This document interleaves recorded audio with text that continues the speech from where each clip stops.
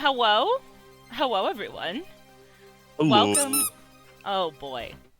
Here we go. It's already begun. Here we go. I get nothing. No peace, no anything ever in my life, ever. Anyway, hi, everybody. Oh, my God, Cyber. If you do this the whole stream, I might just lose my mind. Save me. It's been a day. I know. It has been a day. It's been a day Oh for God, you. It's been a day for you. Why can't you just let me have a normal day? Am I not allowed? Yeah! No! Arnie is not invited to this party. Just leave him out of it. Burn it down. No. Wait, also, Boots, no. genuine question. What the fuck is that emote and why does it look like it wants to hurt me? Why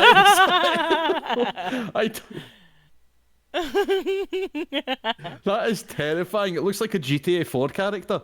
I don't know. It's so mad. Wait, hang on. Okay. It looks like... You know what it looks like? It looks like Drew McIntyre if he was in Grand Theft Auto 4, doesn't it? Like, that's it. Oh, no. Anyway, we're here to roll some dice and be nerds on the internet. How do we feel about that today, everybody? Okay. Ah! Wait, Cyber being a nerd on the internet, we're asking him to do something different than he normally would do? Crazy. Oh, I'm sorry, I'll be back in 2 ticks. Love you, sorry. Okay, bye. It's so nice to know that Shammers loves me. I know, right? It's so crazy. Good. Yeah. He wasn't talking to me at all. What do you mean? I'm just saying, dice, get more dice, buy more dice. Han, hear me out. I survived. I already have 121 sets of dice. I can take a break for a second, I think. Rookie.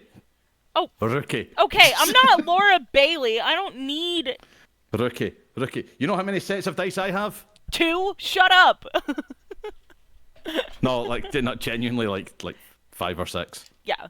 And you're saying me with over 100 as rookie numbers. That's cute. How blown about have you been today, Ben? I've not been that lucky. No, actually, it's been... Sorry. Man-child. I did all right today. I stayed inside today to survive.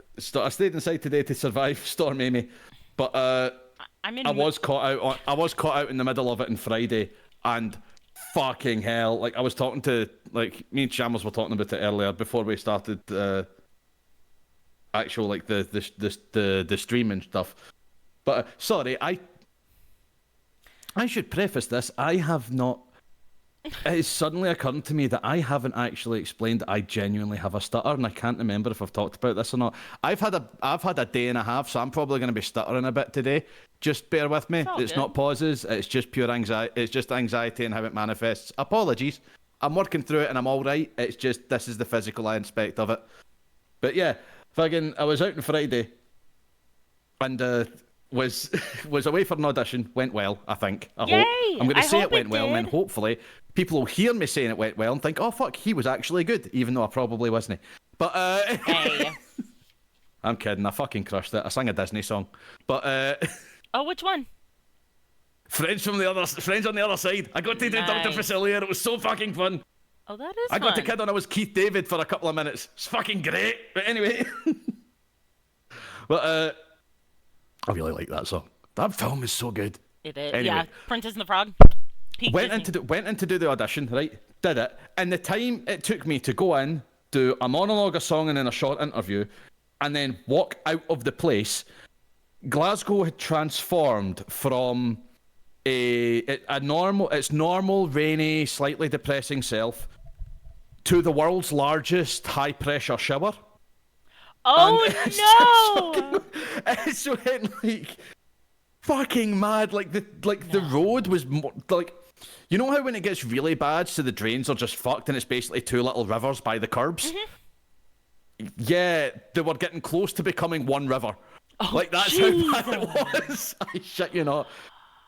That's Did crazy. I decide to go home? Did I fuck? Turns out the audition was a 15-minute walk away from the pub where my cousin works. So I went and had a pint. That's All right, I see you. that was my decision in the middle of a fucking storm. You know what? You know what will cure this? You know what will stop me from getting pneumonia? Talking with family and talking with family and a little bit of alcohol. That'll do it. Boots just said, I got a text from my granddad saying, it's a wee bit breezy, Nance. Plant pots have gone an excursion. Oh, That is no. the most holy fuck. That is brilliant. No. Fucking love Nah, that. can I just? That's one of those texts that I can hear. I know, can me hear, too. I can hear that being said to me. Just that's a wee bit breezy. Boots, that is fucking great. Thank you. So that's cheered me up. That's bloody lovely. That. I've got. also- Can I say a fun fact about wind that I find hilarious? Sure. Sitting in the Isle of Orkney, right? There's fuck all. Shetland! Fucking knew it! Right, anyway, so it's in the Isle of Orkney, right? Right. There's like fuck all trees, right? And when I don't mean that like there's like one or two I mean there are none on any of the islands, right? So when it gets windy, it's fucking windy, right? Like genuinely. It's enough to knock you over kind of wind. That's how it's been in Salt Lake the past couple days. And enough to knock you and your car, right? Oh, jeez. So much so there was I can't remember right now. I could not tell you for the life of me if this was just a myth that they tell tourists or if it's true. I'm choosing to believe it's true for the sake of my own amusement.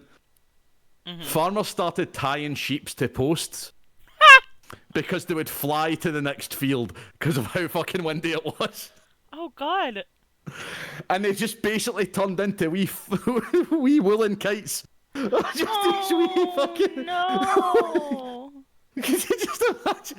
Just sitting about eating grass. How you feeling, wee man? I'm grand. And then away you go. Guys, I think Cyber needs a nap. Shh. The sheep kites. It was brilliant. Of all the places to have fucking sheep kites, Orkney. I mean, It's fucking great. Orkney is a really great place. I think that'll probably be second or third on my list for places in Britain. Yeah. The number My one place would absolutely be Wales. So Siblings went to Lewis and You'd Harris. think that would be the place you'd find sheep kites. I'd have said Aberdeen, but that's Okay, I will would never leave as well, forget yeah. the biggest gust what of you, wind. what you don't realise is that happens in Orkney, and suddenly there's a sea of people for Aberdeen with open brollies going, I'm gonna get one. Oh my God. I will never forget for as long as I live the biggest like windstorm I have ever been caught in my life. That was only as bad as it was because it was also pouring down rain. Was the day, I think it was like the week of Thanksgiving in 2023. My family and I went to Scotland. So me and my siblings and like my sister's husbands and stuff, we went and we were on the Isle of Skye. And we decided we were going to try and hike the fairy pools in the pouring rain. And we Did you jump in, by the way? No, because it was so windy and the rain was pelting our faces so badly. It was physically painful in a way that could not be overcome. So if you do get the chance to actually swim, it is. I'll warn you, it's brisk. Right, I went in the summer, and I swear to fuck, I'm still waiting on my balls to come out my throat. But other than that, oh, hello, it is Ginger, lovely. welcome in. It's lovely. Oh, hello, Jinty. That's a wonderful note for you to come in on. Hi there, my friend. Okay, well, Yeah, but if you get the who's chance, ready? the fairy pools are lovely. Yeah. They're so good. Yeah, But yeah. anyway, the wind and the rain at Sky. Yeah, You were and saying. then right after that, so we were gonna hike the fairy pools, and then we just decided we were gonna go to the Talisker. We went to tour the Talisker distillery, and That's a good one. I got one of the most comfortable long sleeve shirts I own from the Talisker distillery, and I Fuck yes. love it so much. Anyway, I love whiskey. yeah, it was really funny. So I doing nothing to like disabuse people of the notion that I have just worked everywhere. I worked in all kinds of different industries. I worked at a whiskey distillery here in Utah called High West, and I was a tour guide. Very good whiskey, by the way. One of my favorite whiskeys. Yeah. And so it was really funny because we're on this tour and this guy is asking, like, the tour guide is asking questions. And I was like, I was the tour guide at a whiskey distillery. I know how to answer these questions. But I hate drinking scotch. Like, scotch does not taste good to me. Maybe I can't, I don't know. Shut up. I'm a bourbon girl. Sorry. It's Like I'm American or something. I know, but I No, try you're to. I do my best to look past it and still be your friend regardless. But sometimes you remind me, and it just. I'm so sorry. I have no filter today. I'm gonna be a problem. It's okay. But what I was trying to say is that it was really funny because, like, my parents had to hide in a phone booth in Portree because of the rain. Not been there in that exact way, but yeah, no, sky's no joke. Also, apparently, Boots had to do that in Wales once. The rain was so heavy it hurt. You can say classless, Kendall. It's fine. We're all friends here. Man, what the fuck? Look, I was just trying to be polite. I can't. Because when I'm mean on accident, sometimes people think I'm being mean on purpose. And they get all turned around and I feel bad. But what I'm Sometimes trying when I'm to mean say, on purpose, people think I'm trying to be funny. And I also it's have a really little bit of that funny. problem as well because they're Yeah. like, "Oh, you're so nice." I'm like, "No, actually, shut the fuck up." Moons, thank you so much for spelling it without an E. You are a fucking legend. That is Okay. it. That is for yes. That is, I also spell it without an E as an American, and I always have because the presence of person. the E makes Good. no sense to me. I will always spell it without an E unless I'm talking to you about it, Cyber. Then I'll spell it with an E every single time. oh no, I'll do it. No, with the, no one ever thinks you're funny, Ben. Motherfucker. That is accurate. But Hey, anyway. don't talk about my friend like that. No, like here's the thing. It's the E is to that's why I don't use the term Scotch for Scottish whiskey, because whiskey without an E is Scottish whiskey. Whiskey with an E is whiskey anywhere else. Mm-hmm. That's how it's. That's the differentiation. That's what's different. That's just. Man, Moons Differentiating is factor. dunking on the Irish Thank right you. now. Damn. I Anyway, like Scottish whiskey better than Irish anyway, so without the other thing. I do like Irish whiskey though. I do like a Jameson. Jameson's fucking for the cheap whiskies. Yeah. So that doesn't make any sense. Ginty, it's in nomenclature. I am not I am a whiskey connoisseur. I am not a whiskey businessman. I don't know why that is the I case. can answer this question. But- I can answer this Yes. question for you, Ginty. So essentially, they yes. had to differentiate somehow between the different types of whiskey. So like Oh yeah, it was like a copyright Scotch, thing, right? yeah, Like kinda, Scotch yeah. can only be called Scotch if it's made in Scotland with a certain percentage of peated malt included in the whatever, right? So like there are different guidelines. And like yeah, and it has to like spend so long in the barrel as well before Yeah. it's considered. And there are That- similar yeah. guidelines for bourbon. Like bourbon can't be aged in a barrel that's already been used. So it's aged in a charred oak barrel, but those can only be used once for the liquor inside of it to be considered bourbon if it's used again, right? So with Yeah. the whole E versus no E thing, that's just another way for Scotland to essentially be like, if it has an E in the name, it's not Scotch, it's just peated malt whiskey or something similar to Scotch, but not actually Scotch. Also, fun fact: one of the reasons, so because the fact that bourbon can only really be used once in order to make real bourbon, what happens is you end up with a lot of those casks getting sold on to sort of whiskey distilleries across the globe to then get bourbon aged whiskies. Mm-hmm. So as it was, they like flavor the cask and then sell it on. So a lot of these things, as soon as they create like a massive like kind of what do you call it again? Like an excess of the barrels, they'll just be like, well, like looks like we're going to ship those fuckers off to Jura. They'll what sell them to about wineries. How about they'll sell 100 them a pop? What do you reckon? And they'll just sell them off and they'll be reused as stuff. So even though they can only be used once, it is still highly sustainable, which I love. I love that that's like that they still go for, even though they keep to that rule, they have the tradition, but they're also like, yeah, we're not just going to fucking burn them. What, you daft? You think we're made of money? Yeah. No. Great. Yeah. You know, funny, well, I find this story funny.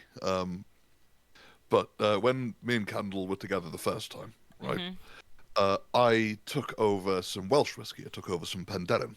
I think it was Penderyn Celt I took over. I took a couple of bottles because I knew Candle's family liked whiskey. Right. He endeared himself to my dad immediately. Yes. Yeah.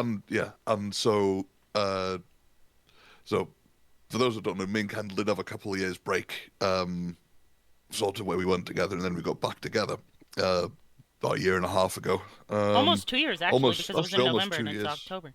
Yes. Anyway. Yes. So this is a year and 3/4, if they're a little bit over that. And Candle has a twin brother.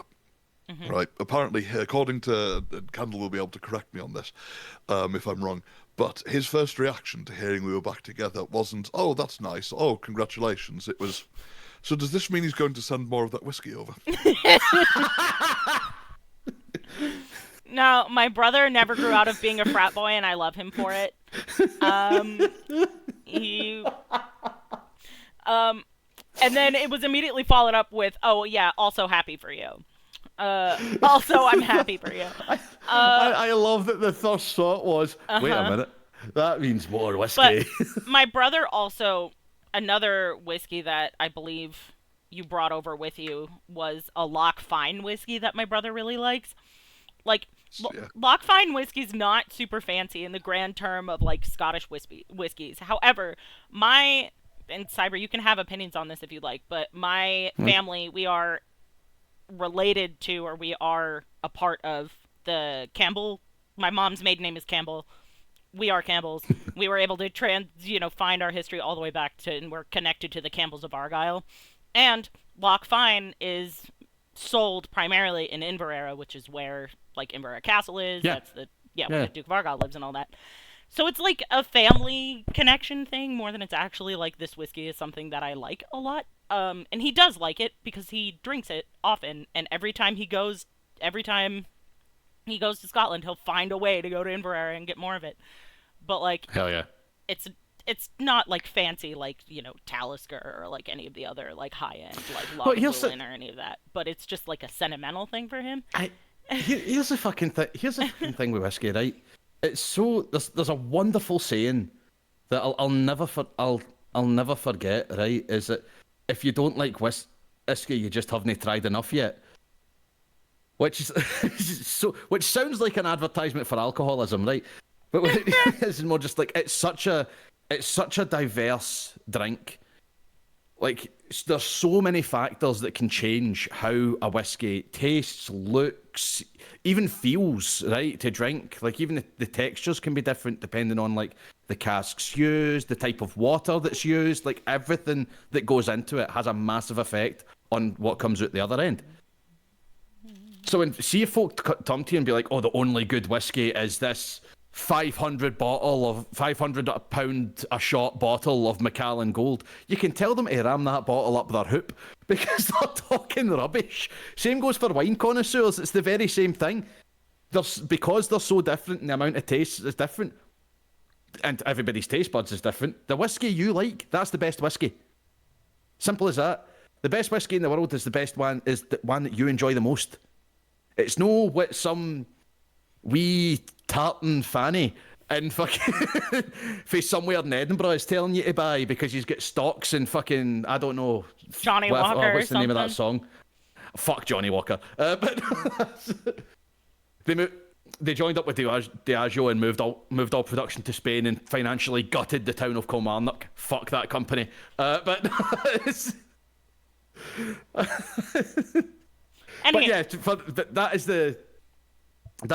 yeah, So like, fuck them. Drink what you like. If you like Irish whiskey, drink Irish. You like Scottish, drink Scottish. You like Welsh, drink Welsh. You like Japanese, fucking fine. Enjoy it. You like American whiskey? Aye, sure, whatever. Okay. Hey. We'll have words, but we'll accept you for now. And tell me you haven't had bourbon ever in your life, ever, without telling me you haven't had bourbon ever in your life. I am fully taking the piss. I just spent I've got a bottle of Buffalo Trace in my cupboard right now. That shit's gold. I love that shit. Yeah. So good. Don't take a shit on American whiskey then, if you... I can't help it. You're right here. It's so funny. Unfortunately, speaking of whiskey, very unfortunately for the world of Middle-earth, there is no whiskey in there. Speaking of Middle-earth, what? We're here to play... What? Wait, I didn't know that. Is there no whiskey in Middle-earth? There's no, like, hard liquor really anywhere that you can get. They have cider and, like, ale, and that's an ale of, like, differing strengths. They also have mead and also wine, mead, yes. But... Mead is lovely. I'll say that. I do like a good mead, but fucking hell. It's okay. There's no whiskey. Yeah. It's okay, Moons. You can have your taste buds. You're allowed. Moons doesn't like bourbon, everybody. It's the corn. Very suddenly, I don't want to play this game anymore. Well, speaking of the game, guess I'm fucked. Speaking of the game, y'all lost. Let's go for it. Kendall, take us away. I hate you Thank so you, much Cyber. right now. I hate it so much. Anyway, sorry, I'm just sitting here grabbing this Triceratops plushie that I have around its neck because I can't reach through the internet and grab yours. Anyway. Okay, so... Anyway. Okay, so we're gonna do a quick little recap here and talk about what we did last session. So essentially, last session, you all arrived in Minas Tirith. There was great jubilation. There was a great party that was had that Wily brought the dwarven raucousness to in the form of some high energy, great, exciting music. Farin nearly punched a prince in the face, but didn't. Surprising everyone. And why is it surprising? I at no point did I intend to punch that man in the face. Okay, I want to clear the air right now. That was not my intention. It might have happened, but it was not my intention. Okay, all right. Sure, Jan, Han says. Amazing. But as that party sort of winds down in the early hours of the morning, you see from across the room that King Elisar is speaking to a woman that Wily would recognize from she traveled with the cohort from the Blue Mountains south to Gondor to celebrate the coronation of the King of Gondor, and and he kind of looks around the room, and he makes eye contact with both Wily and Farin before returning his attention to her. And they have a conversation, and then they both part ways. And as you guys return to your lodgings, where you are staying with your respective delegations, can I get you to roll an awareness check for me?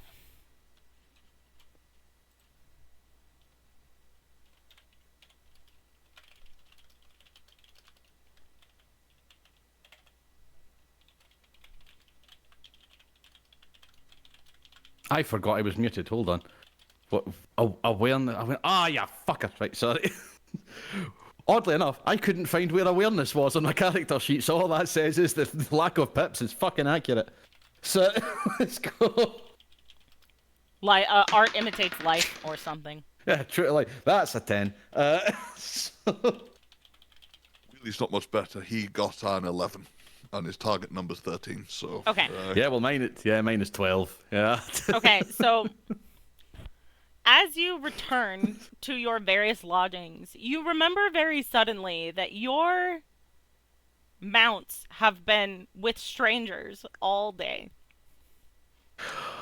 Oh, shite! So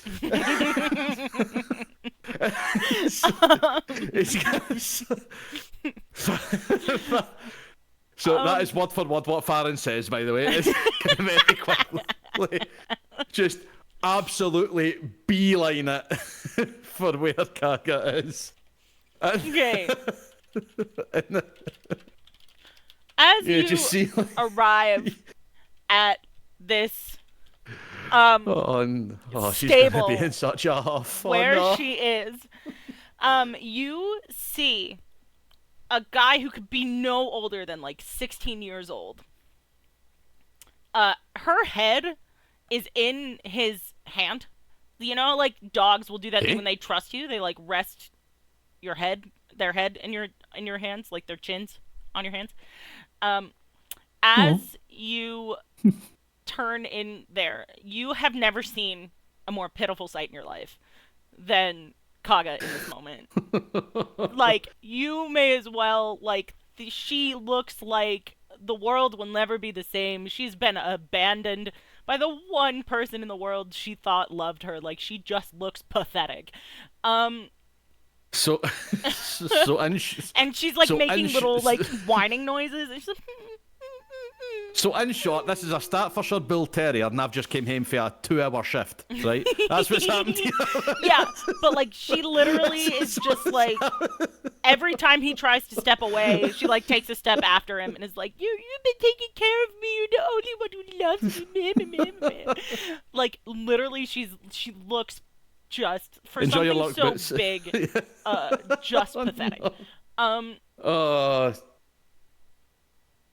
So I'm gonna walk in and just try and catch this boy's eye.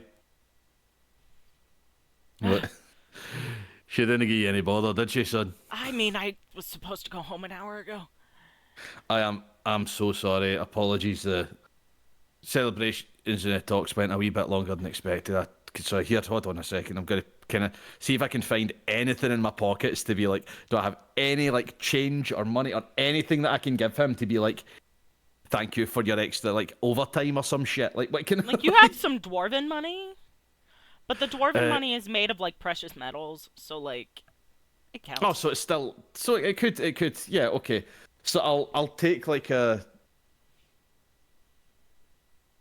So I'll take like a small handful of like of coinage, and just like, listen, pal, and just reach out and just like reach out as if to like try and do the handshake thing, you know? It's like oh, where you're like trying to slip it into his palm or something, like yeah, the just secret like passing of an object. Yeah. He shakes your hand and is like very startled by the presence of an object in it, but then gets the point and like wraps his hand around it. You don't. And he just says, "I'm so sorry, lad. Honestly, like I can't thank you enough for looking after her. She's nowhere near as bad as King Aomer's horse, though. So like you don't have to." Okay, so thank you so much for that information. I'm a bit tired now, but I will be sure to laugh about that in the morning. So if you haven't, so please have this. Oh, okay. Kaga finally notices you and gives you the stink eye to end all stink eyes. She's mad at you that you left her with strangers. I all day. know. Come on. All day. So kind of watch, go over to her and go like scritches underneath her chin, you know, like. She like tries to turn her head away at first, and then like gives you like the bombastic side eye of like, man, you gotta earn it. Criminally offensive side eye. Yeah, it's the criminally offensive side eye of a creature that is... of a pig scorned. Yeah, she mad.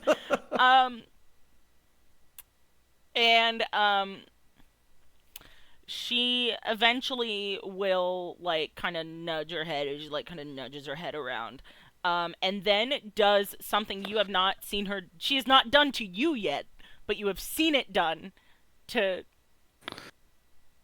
Dane Ironfoot, may he rest in peace. She literally will. She throws her head like into your stomach and like knocks you over and then flops down on top of you. There it is. Okay, right. It's just like poof, dwarf down, body on top. Oh my! I think I can taste my spleen. She literally.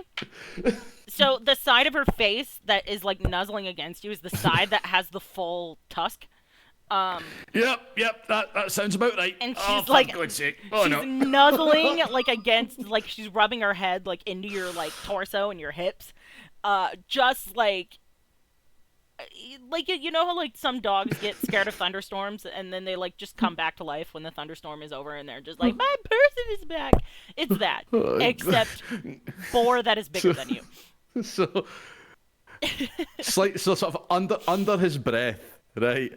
Whether or not whether or not anyone hears him is entirely up to you, and whether or not you think it's funny. All you're gonna just be, glory, glory, what the hell have I waited to die? Glory, glory.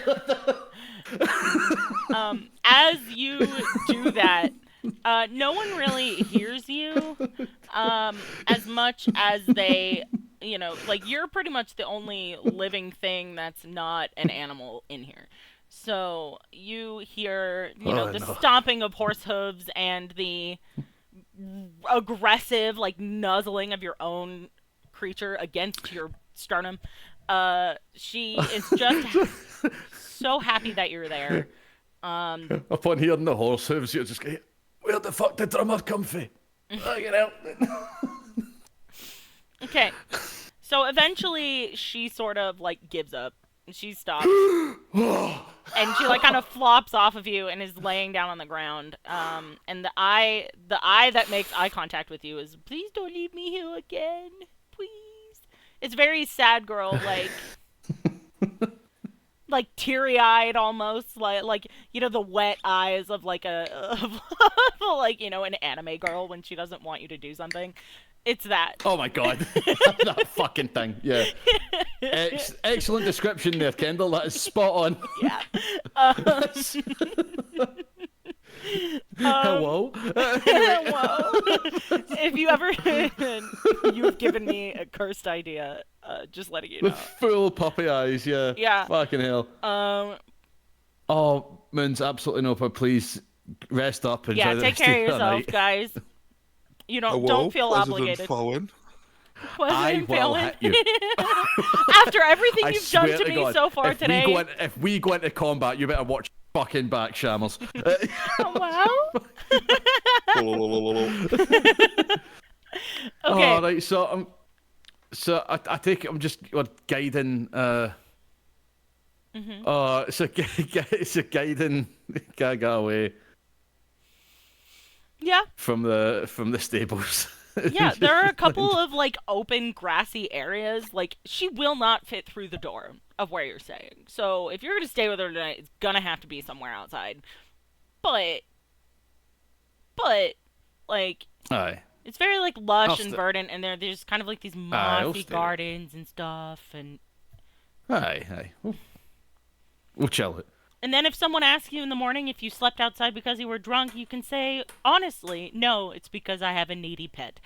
No, it's because it's because Am I wrong? It's because I've got a 2-ton boar that thinks it's a fucking puppy. Right? That's why I'm sitting here. Yeah. This fucker. Yeah. 2-ton built like a brick shithouse. For some reason, its perception of itself is that of a fucking ant. I don't know. You love that for her, though. You don't lie to me. Oh, aye, she's lovely. So as we're looking for a wee place, they'll just start singing a wee tune to her to kind of get her to follow along. Yeah. Just a wee. Yeah, and just to keep her right. As you do that, she kind of like plods alongside you, and like. I used to live with a big, like, Cane Corso dog, and we used to joke that he wanted to, like, share molecules with you sometimes. Yes.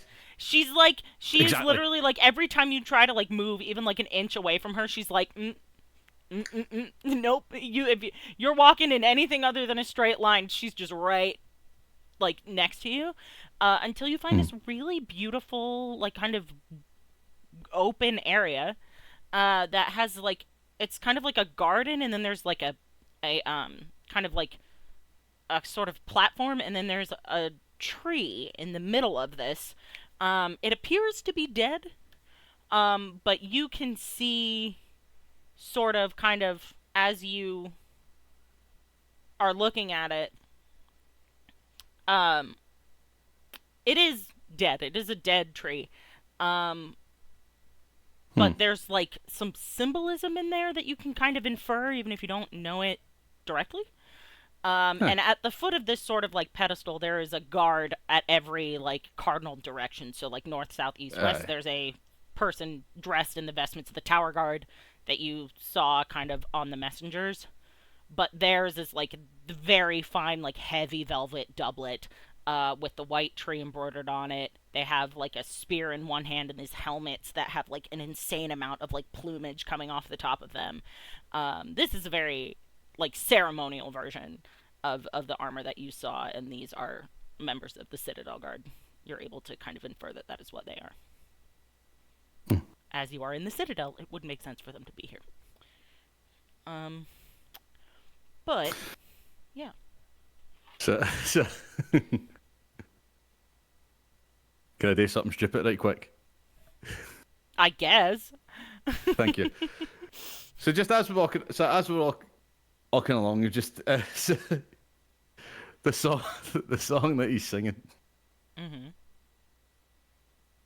Just there once was a farmer who took a young miss in the back of a barn where he gave her a lecture on horses. And he's just gonna keep going. Oh my god. Start singing.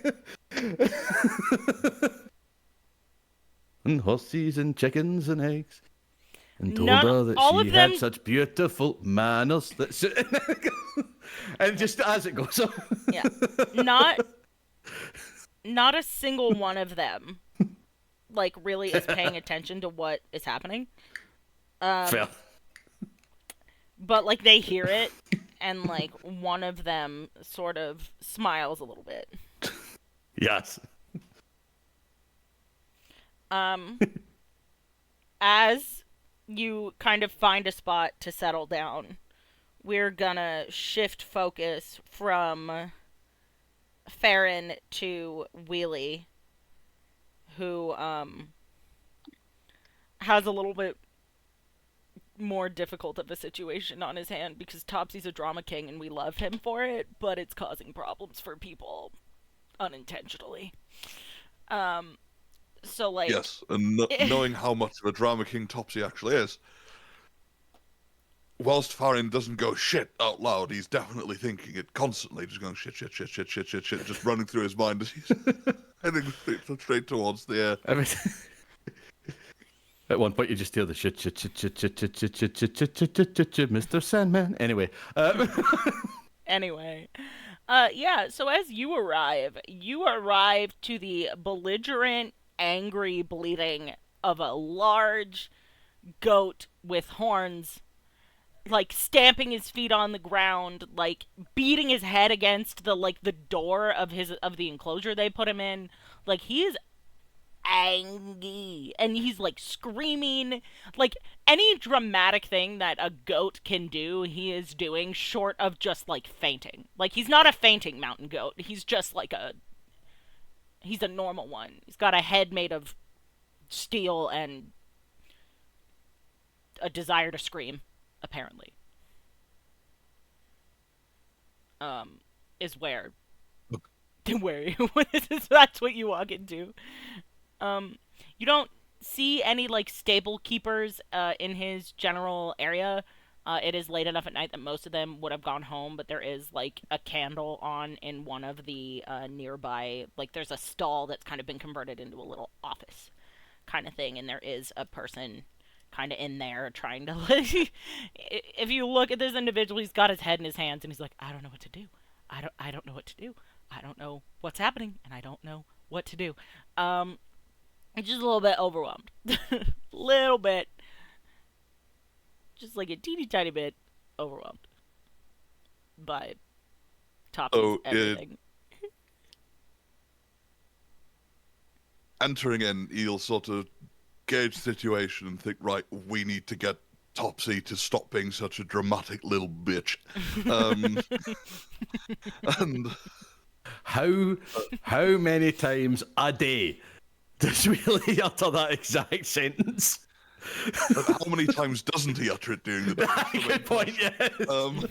What other words is he Easier to saying count is the the more absences. important question. He'll sort of go, he'll sort of head over, and as he sort of scuttles over, he'll go, "By for the love of Durin's beard, Topsy! Chill the fuck out, I'm back, Jesus. I mean, dear Christ." And as soon as this goat hears your voice, it is like dead silence, and the stable master like sticks his head out and is like, you gotta hear him like take a deep breath. He's like, and then I hate you so much. Anyway, as you sort of are essentially watching this happen, you just see like the demeanor of the creature totally changes until he lifts his head and looks at you and just lets out this like big like scream of a noise that essentially in your ears just is interpreted as like, how fucking dare you. Like, you left me here all day and then you have the audacity to come back here and act like nothing's wrong, blah blah blah. Like this, he just like starts vocalizing in a way that like, you know this animal well enough to know that he's pissed at you. Everyone else is terrified of him. Oh no, a meteor falls on Farin and Farin alone. Horrifying. He deserves it though. He'll But let me. I know. You can shout at me all you want. Don't put these people through it, though. The fault is on me and me alone. Well, Don't deafen these people just because I've left you here, right? and he kind of like, you've learned to navigate the horns, right? Because they're big and they like spiral backwards. As you like sort of reach out to like put a hand on his head, he like bats it away. Like he essentially like takes just like the tip of one of his horns and like scoops it up under your hand and is like, no, you don't get to touch me after what you did. So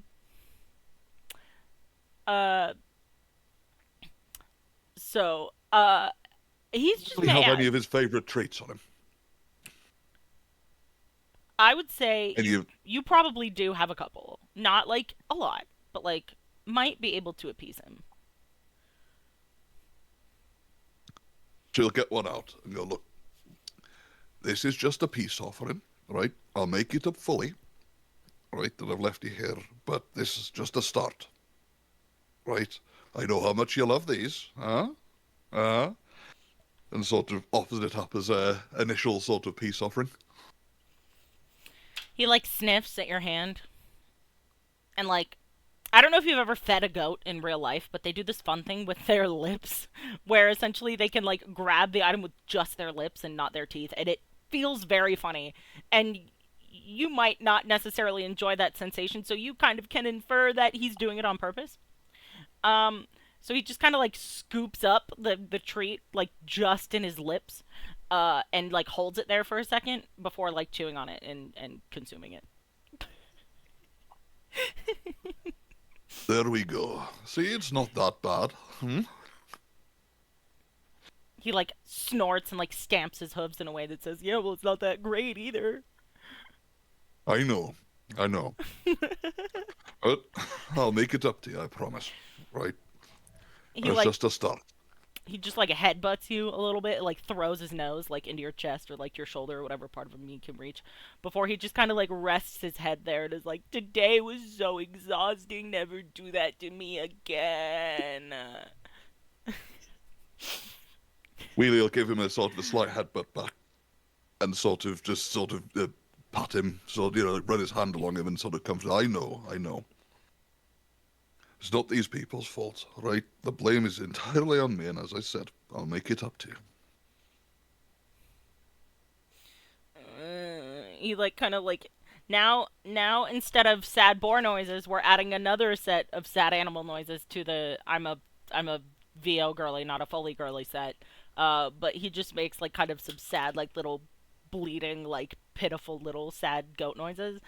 Yeah, and he just Sorry, kind of like I just sound like a dejected gangster for the 40s. I'm so sorry, that was not.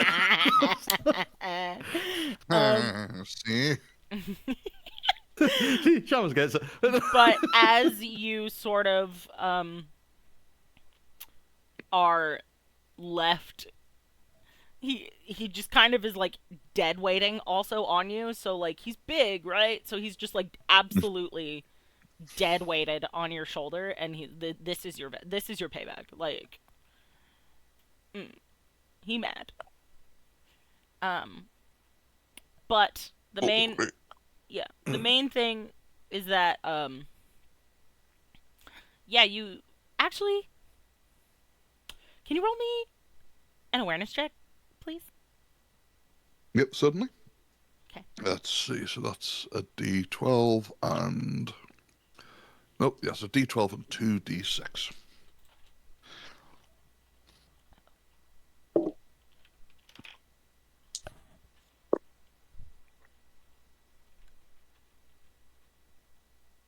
Let's see. So that is a 13, which meets the... Cool.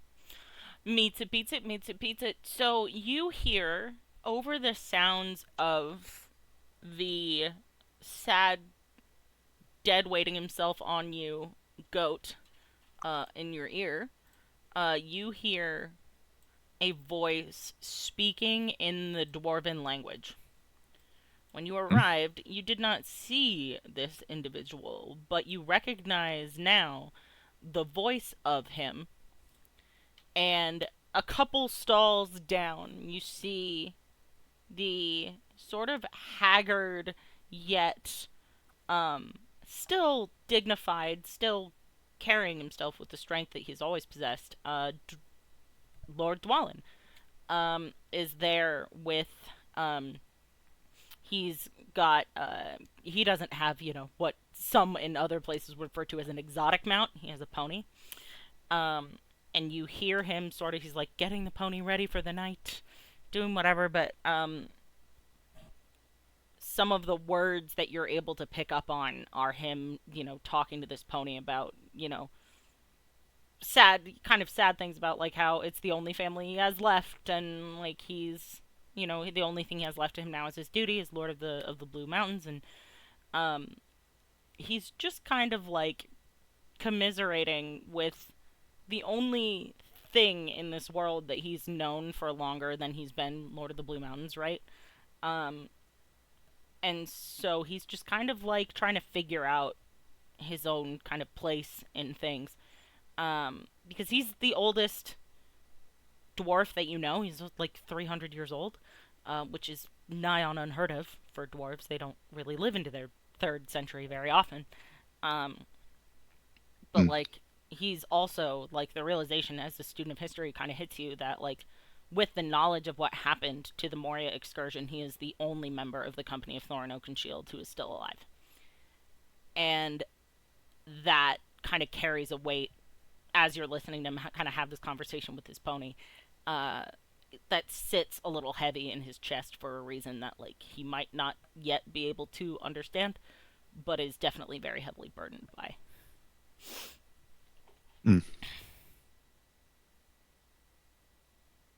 He'll give him a few more moments to sort of get it out, because he, at the moment, understands that whilst this is his liege, this is his sort of king. He hasn't fostered. Whilst he probably has a good relationship with Dwalin, he doesn't feel like he's got such a good relationship with him that they like share problems with each other and be able to talk it out. Yeah, he might try in a second, but he'll give him a few more minutes to sort of help him, let him get a bit more out, and in a similar way to Farin, he'll leave the stable. You said there wasn't any stable. You said was there any stable folk? There's one stable hand, Yeah. like master of the stable around, or There is, and he's just too scared to get close to your goat right now because he's been raging all day. So like he's just mad. Sort of, and he's just like, I'm just gonna stay back here and be surprised by the fact that it's quiet and not really interact too much because I don't want to run the risk of making this large animal angry again after it finally shut the hell up. so. He'll spend a couple more moments with Topsy before going, right, I've got to go and make good with the stable master. I won't leave your sight, don't worry. You'll still be able to see me, not leaving you here. Right, I just need to go make good with him. And he'll sort of, again, give another little sort of headbutt before heading over to the stable master and offering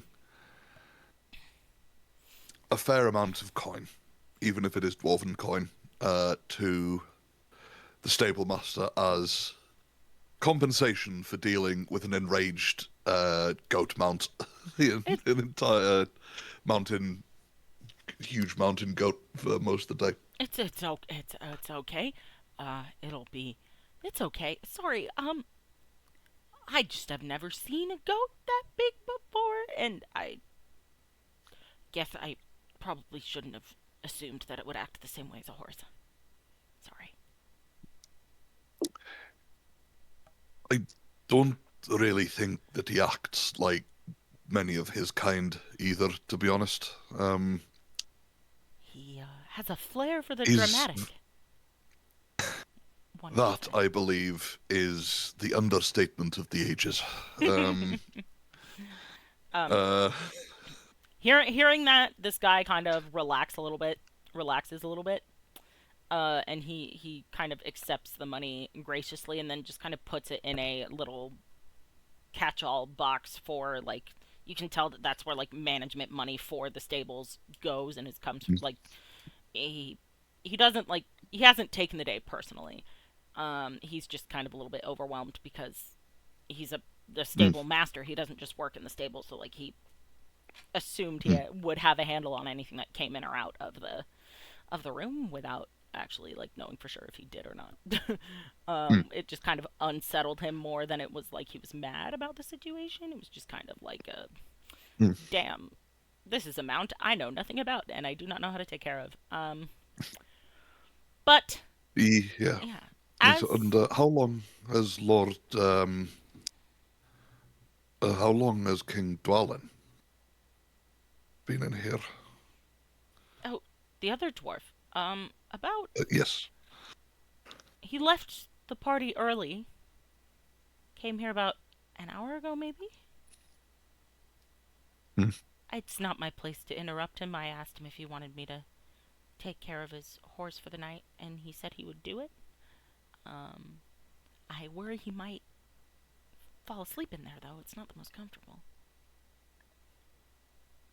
It's not, but Like, if he does, like, no one's gonna get in trouble. But, like, oh it's just yeah, not no, comfortable, you it's know? his Highness has been through a lot as of late. It is not my story to tell, or not my information to divulge. Um,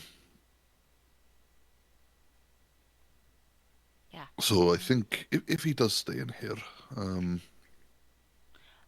I'll make sure he's I okay. My bed's Yeah, right over here. If he needs a blanket or something, I'll give him one. Don't worry about him. that's fair. That's good, thank you. Very much appreciated. Um, I might check in on him myself. See, not that he'd be any more likely to speak to me, to be honest, but I might check in on him, see how he's doing as well. Yeah. Um. Okay. Besides, I don't think I'll be returning to my rooms anytime soon, and he'll sort of look over to probably still a rather dejected-looking giant goat. In in the time it took you to have this conversation, you cannot see top. The only thing you can see of Topsy is like the top of his horns. And you hear the noise, the telltale noise that you know to mean that he is asleep. Yes. Right, I'd better stay a lot more close by than I was planning anyway. I wouldn't want Well, you to. how long does he normally sleep for? That's a good question. He's probably worn himself out today, to be honest. Mm-hmm. So maybe a little bit longer than usual. I mean, if you want to go sleep in Uh, a bed, I have a bed right over here, and then I can sleep. My father's horse is over there, and I can stay with oh, him. don't be daft. Don't be daft. I mean, Oh, I mean, I've slept on worse than hay. okay, Probably more comfortable than the tables in the libraries that I tend to frequent. So, fair enough. Okay, aye, yeah, I'll y'all, go check on Dwell and see if he's all right. you all do what you need to do. I am going to go to bed. Yes, Good night. rest well. Good night, and apologies again for any inconvenience that No inconvenience. I learned a few Topsy might things have caused. today. He's just loud, but aren't we all? Loud, yeah. Mm. Yes, loud, yes. Dramatic. I don't think many can match his flair for that, but absolutely. Wait, rest well. I shall see you on the morrow. Okay. When you go to check where you believe Dwalin was, he's gone. Like, there is no sign of him anywhere, and his pony is, bedded down, ready for sleep, has hay, grain is all taken care of, um, and he's just gone. Like, I think he may have heard you, and, you think probably that he heard you and then just finished what he came to do and left. 'Cause he ain't there. But you'll have an opportunity to try and get his attention the next sort of morning, you think, because he's been eating breakfast with the delegation and stuff. So, yeah. That's fair.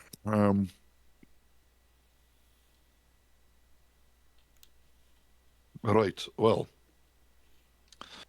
I'll probably need some sort of bath or something tomorrow morning, especially if I sleep in the stables. Um, but I'll probably take Kip in the stables near Topsy, so that when Topsy wakes up, he's not going to go into a dramatic tantrum again. And Okay. As the sun rises, both of you, so you're very used to being underground. The sun kind of hits your eyes in a way that like isn't super comfy. Uh, but you're awake because of it. Um, Kaga has like wrapped herself around as much as boars are able to bend. I imagine that with like that like much mass in the middle, they're not bendy. Um, super bendy, but like Farron's kind of like asleep however he chose to sleep, and she's just kind of curled up around him. So like he's not like super like it's not like he was cold or anything because it is like springtime, but like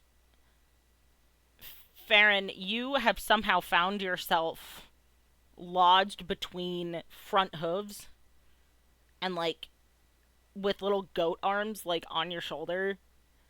Like, it is weird. You do not know how you got here. All you know is that like he's not being dramatic this morning, so like I did something right. And as you try to stand up, you are met with the sort of chuckling face of one of the ranger that you met on the way here. Her name is Ithildira.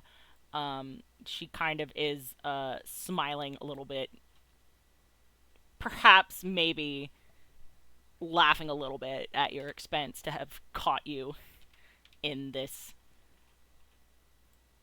state.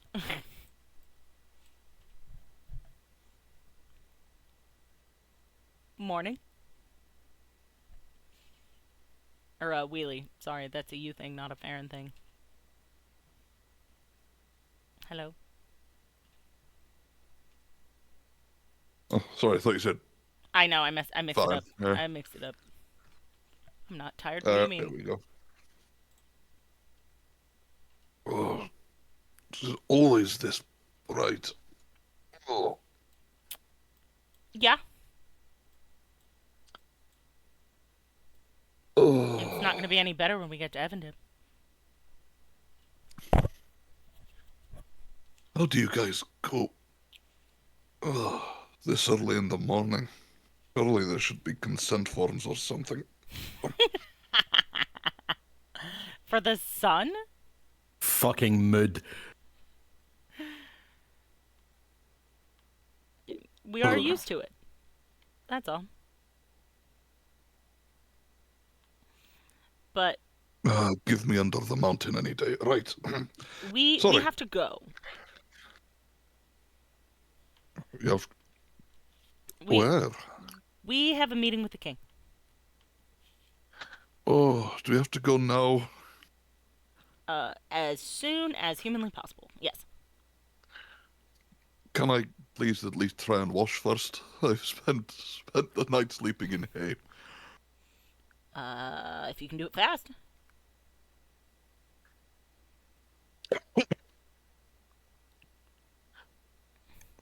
You know, fuck it.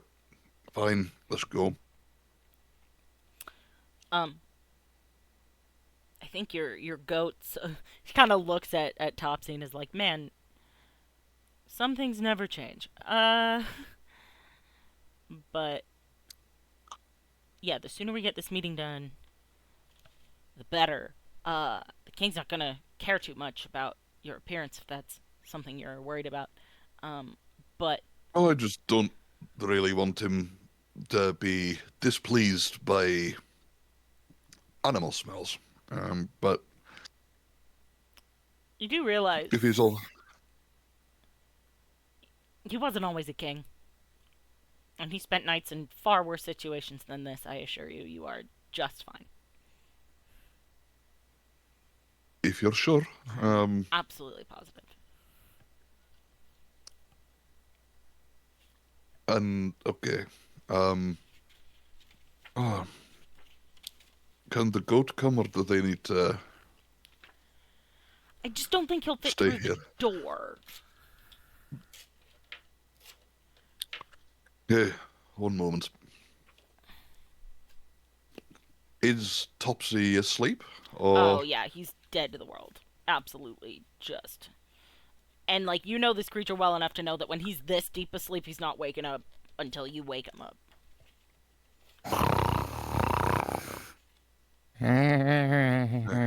So, what he'll do is he'll hope to the hope to whatever beings control his fate that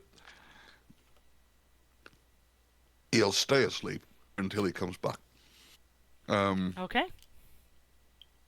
And he'll give whatever of his Topsy's favorite treats to the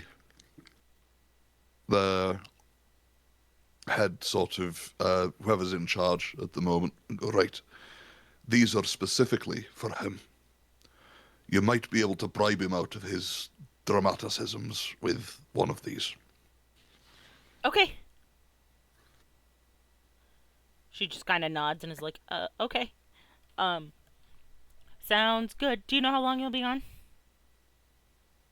Um, well, it won't be as long as yesterday, I promise. But depends how long this meeting with the king goes. I'll be back as soon as I'm able. Okay. Well, we'll see you later then. Thank you kindly. If he gives you any grief, let me know. Okay. As dawn breaks, we're gonna switch over to Farin, who is asleep in a little bit more of a public place. Um, as he kind of stirs from his slumber, sort of embraced in Kaga's bulk, um, he can hear, sort of in passing, that there are footsteps rapidly approaching, followed immediately by the voice of a woman who is saying something along the lines of, "You need your crutches, you can't walk on broken legs, like broken ankles." And you know immediately that this is the new king of Erebor, Thorin Stonehelm, and his betrothed, Dagny. But as you sort of come to full consciousness, you realize that he is making a beeline directly towards your location. Oh, shite. Well, okay. Let's see. Woke up in a field, not hungover. First time for everything. See, Kaga. She like baps you with Alright. her nose. She's like, "Yeah, I'm right here. Shut up." Alright, she's alright, grand. Okay. You can either spin this that you're pissed and hope that you can laugh about it, or blame Kaga and likely get a tusk to the bollocks 3 days from now as a result. Looks over to Kaga. You Looks across to Thorin. Like, back to Kaga, away to Thorin, back looking back like, oh, what do I do? okay? So as you are having this mental deliberation in your head, he arrives in front of you and he says that he kind of like sticks a dwarven finger in your face. "You have a meeting with the king, not me. This king of this place that we're in." Oh, that I do. Aye.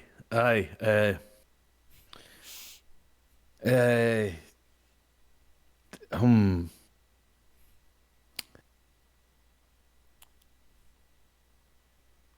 And You you should probably just, get going to that, aye. so as you like stand up and like try to figure out what's going on here, Thorin My back. Stonehelm up until this point has had the most like dire serious look on his face. But then he just kind of like lets out a smile and he's like, "Guy," or he like slaps you on the back and he's like, "You're not in trouble. You're not in trouble. Unless you did Oh, something yeah, beauty. Right. and you should be in trouble." Did you Sorry, do something? Did you do something that you should be in trouble for? Oof. I mean, and he kind of stops and thinks for a wee bit. And thinks just long enough for him to get worried to think actually it is, and then just looks at him and just smiles. Nah, of course I didn't. Just Inferno just clapped in the back. And he did you? Quick question: did Farron tell anyone about this dream that he had? Oh, that's a good question. Would he? I don't know. You tell me. That's why I'm asking. I feel like the no, question. I know. Sorry, I'm voicing things out loud because my brain doesn't work now. Fair enough. Let me. You know, I think he would more likely than not keep it to himself and just kind of chalk it up to it's been a hell of a time. He's had bad dreams regarding sort of his experience in combat before. He's more put it up to just like having an encounter and just being like it's just another thing that he's gonna have to live with kind of thing, as opposed to anything prophetic. That'll probably change if he hears someone else talking about it. Then he'll be like, "Wait a fucking minute, that's no right."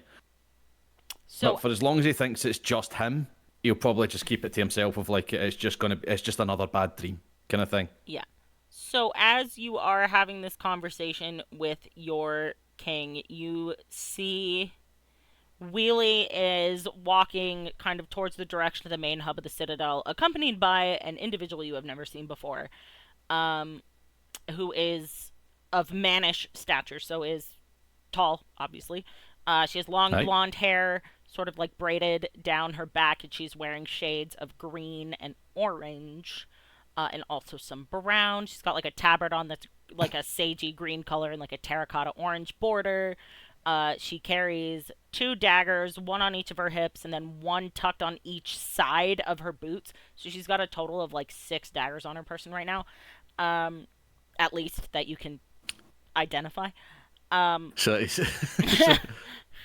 Farin's going to turn to his king and just do like a kind of gesture over with his head, like the kind of the nod over towards them, right? Mm-hmm. Is he pulled? Is he? What? Yeah, kind of gesture over, just like, is he? No, surely no. Not. And like, I hate you so much. Is that that's not a stride of pride, I see, is it? Is that no. As they kind of get closer, they don't like notice you, but you can hear what they're talking about. And the words that you pick out are something you kind of remember seeing, something akin to what they're talking about in a dream you had once. Not too long ago. Okay, right. As soon as he hears that, his face is going to go from like almost like flipping a switch from that laugh to just deadly serious. And he'll just look straight to his king. Excuse me, my lord. I believe I've got an urgent meeting to attend to. And then just immediately just on his heels turn and march. Okay, Kaga moves to like follow after you, but Thorin kind of knows enough to know that like, oh, that's probably something he should not do in the with the battle boar trying to share molecules with him. So he kind of like puts his hand on her head, and like the only other person in the world that he listens to aside from you are the people who are connected to Dane, and so she just kind of like puts his hand on her head, and she just kind of plops. She does the splooty sit. Yes. And she is sad. For the moment. Cool. So he's just making a beeline to fucking hell. Sorry again, but I'm so sorry. You're going to need to help me a lot here. So you're going directly towards Wheelie, where Wheelie and this. Yes, thank you. Yes, yeah. Sorry. My fucking god. Hey, you're doing great. Thank you for being here. Thank you. Okay, yeah. So you're making a beeline towards them, and the first person to notice you is obviously the woman, and she like kind of tilts her head. But as you approach, like, what do you say? Excuse me. Terribly sorry. Just all right, Willie. How you doing? Your rare form. Rare form last night, by the way, with the music. Phenomenal. Thank you. Needed that. Really needed that, pal. Really, that was fantastic. Glad that it helped. My Mount didn't appreciate me being away for so long. But, no, oh shit. And he looks back to see that Kaga's alright. He's like, oh, nor did mine. But she's just doing the splooty sit. And you can kind of notice that Thorin Stonehelm, who did walk to where you were from where he was on a broken ankle, is now like leaning against her a little bit, like, that was a bad idea. Oh shit! He broke his ankle. Oh, that fucking daft. Sorry. Anyway, Sorry, you were saying, pal? Hey, no, he's sound asleep, but Jesus Christ, he's got a flair for the dramatic, and that's. I'm surprised he didn't. The best ones often do, pal. I'm surprised his horns didn't break the door, to be honest. But he's sound asleep, and I doubt. Well, I doubt he'll wake up. He's asleep enough to. Oh, one moment, and he'll sort of feel the edge of a bit of hay that's kind of been stuck. That's got itself stuck in between, like a tuft of hay that's been stuck in between his helmet and the back of his arm, and he'll sort of take that out and sort of throw it away. So in that moment, Farin will do the same, but it's fresh grass. Oh, you got the good stuff, right? Okay. No, not quite. I didn't have a roof, but well, to each their own. Yeah, he's conked out enough that hopefully he'll stay asleep until I get back. He's probably going to be even more agitated if he does wake up partway through. I should have woken him and told him, but yeah, thinking I should have done that, but. Busy times. You can't be expected to do everything exactly as you know. Hindsight's a bit of a bastard. Yes, hindsight is clear as crystal, as they say. Yes, that's the one. I think. How can I help you, Farin? Sorry. I'm sorry. This is half rude. This is half rude. I mean, I do apologise. Sorry, I've not even. So I'm being terribly rude. He'll turn to the sort of mystery room. Sorry, the name's Farin. He'll extend a hand out to shake her hand. Yeah, she will shake his hand back and say, you can call me Dira. I'm a ranger of the Dunedain. Dira, oh, lovely to meet you. Lovely to meet you, Dira. I overheard your conversation, and it sounded somewhat alarmingly familiar, shall we say. In what regard? Right. This is right. I know you're no magic. Are you? Not magic? I don't know magic. Right. So neither of you were watching my dream then. We were very dream. Sorry. This is the first time I'm meeting you, so I don't know what you're talking about. Right, so I overheard you, and you said a few things kind of stood out, right? And he'll tell them what he dreamt, or as much of it that he remembers, as much of it that sticks in his head, anyway. Her eyebrows shoot up, and she looks down at him, then over to Wily, then down at him again, and her gaze keeps shooting back and forth between the two of you, and all she says, as she pivots on her heel and moves towards the Citadel again, and says, "You need to come with me." And that's all she says. I was thinking the same thing myself, and then he's gonna just Okay, so for those of you who are watching, we're about to introduce a very fun new mechanic to the game that we have not used yet before, and that is the mechanic of a thing called councils. It's in the name of the episode. The mechanic's name's David. He only works on Volvos. Yeah, all good. So councils are essentially, they are a way for player characters to interact with NPCs to essentially work towards a goal. There are mechanics around how they work, and the thing that you need to know is that our lovely player characters here are essentially going to go into this conversation that they're about to have with a whole bunch of really important people, and they have a goal. They have set goals that we talked about before the game of what they want to accomplish. Now, you'll kind of see as we're going through this part how those mechanics work and how they will lift up the storytelling in a fun way, whereas in normal D&D it's oh, you're having a conversation. It's no, this is a conversation with stakes, and the mechanics reflect that. So with all that being said, we're going to go to our very first council of the campaign, and as you all sort of follow after Dira, she is trying to be mindful of the fact that you are shorter than her. She's trying to like be mindful of the fact that you are sort of like at a disadvantage, but she's also moving very fast. Like as fast as that like decorum will allow her to move without just leaving you in the dust to get lost in the building entirely.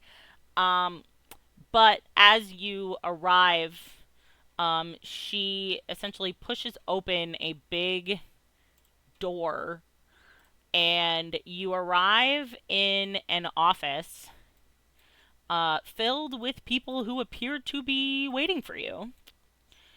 And we're going to transition over to the map because we have a use for it now. Woohoo! You find yourself seated in the office of King Elisar, who appears to be surrounded by advisors. You've met Imrahil, you've met Faramir. There's a gentleman dressed head to toe in shades of gray that you're not familiar with. There's also an elven woman dressed in shades of blue and gold that you have never seen before, but who... very fancy. The thing about the elf is she has no shoes on.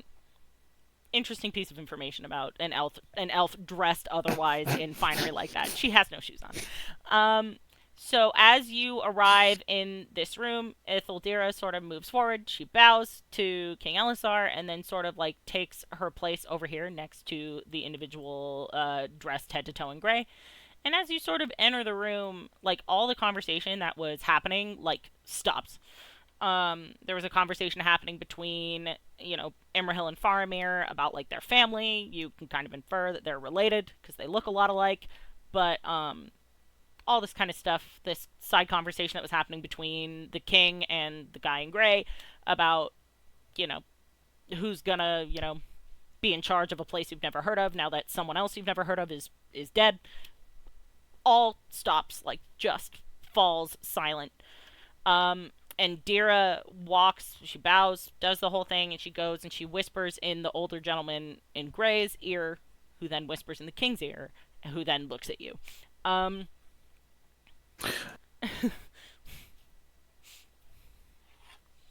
So Fathom's gonna just look somewhat like a deer in headlights at this point. As soon as the king looks at it, he's just like, "Oh, no me, for the love of God! I just found out this was weird. Come on, please, no me, no me." This is just in his head, by the way. Just no me, no me, no me.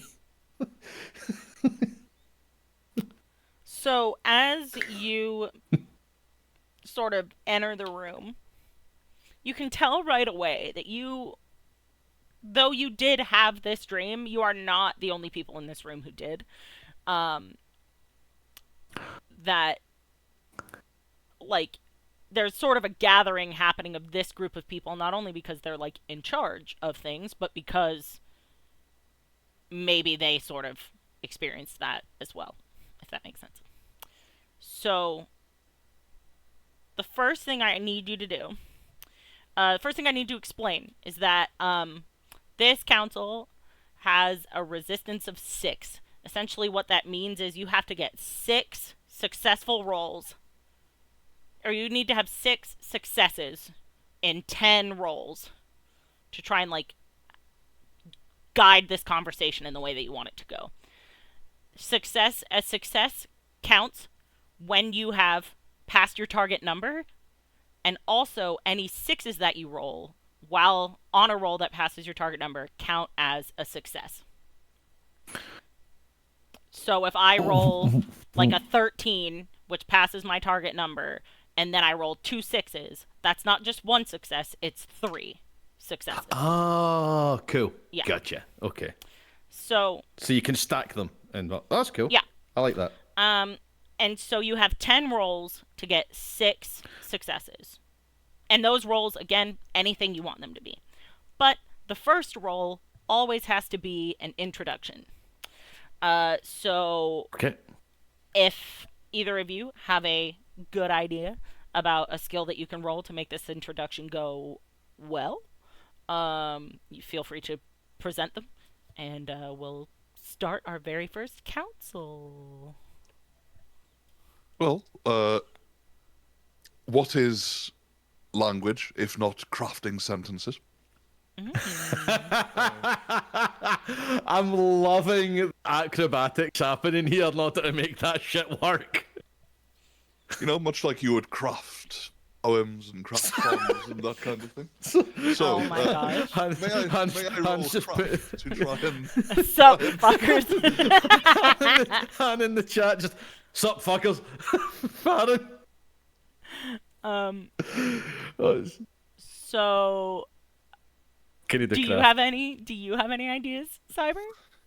I'm loving the craft idea. I want to see if it works. I love this. Okay. I love this, like, liberal use of the word. I think it's great. So, you know what? Fuck it, I'll allow it. Woohoo! So this roll, if you beat your target number, that counts as one success, and let me know if you roll any sixes. If so, how many, so I can count that against the resistance of this council.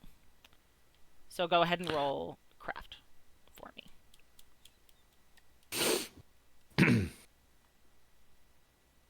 Yep. I rolled craft. Okay. I didn't roll any sixes, but I got to 17. 13 is my target number for that.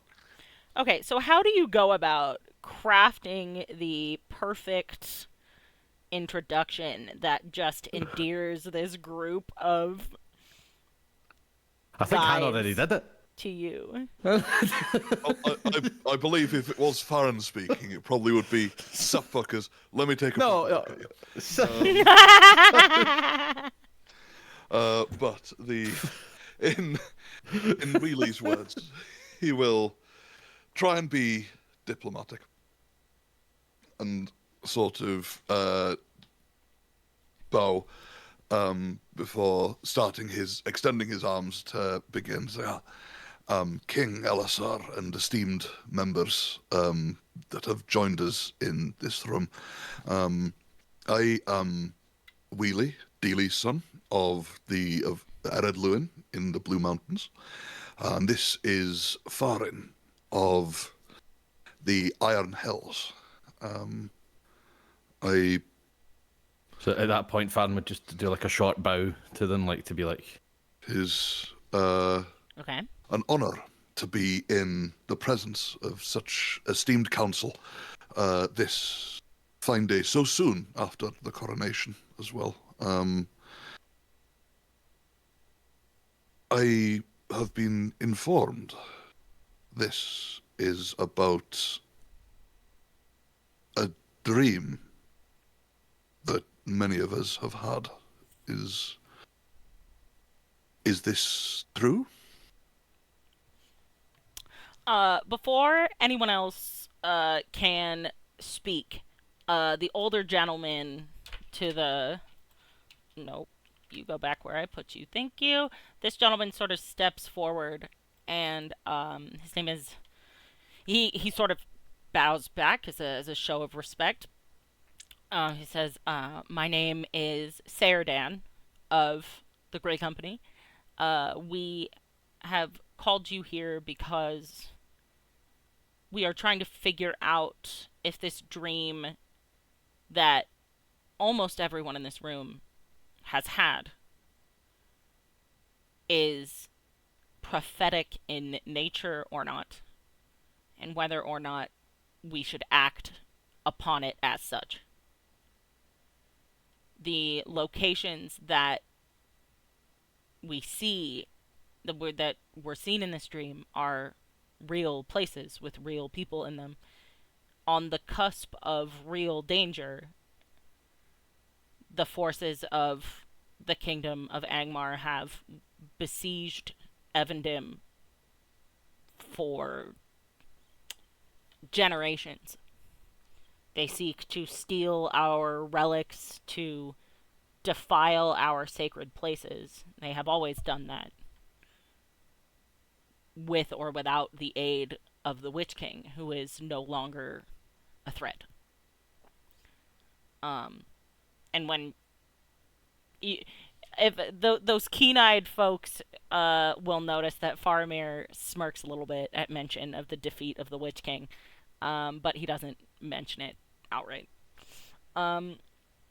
Just Philly just being like, That was my wife. That's my wife. Faramir's a wife guy. Anyway, but as that sort of happens, if we, he kind of like sighs, says, those of us who traveled south with the Grey Company did so knowing that we would be leaving our homes less defended than they would have been had we been there. And so for this dream to happen when it did is a very concerning sort of situation, because it means that there might be danger there that we are too far away from to protect them as well as we can. So the fear is that if this is real, then good people will suffer. And if it isn't, then who is responsible for it? You know what I mean? And as he kind of says that, he then kind of nods to you and then steps back. Who would like to make the next roll for me? Like, what?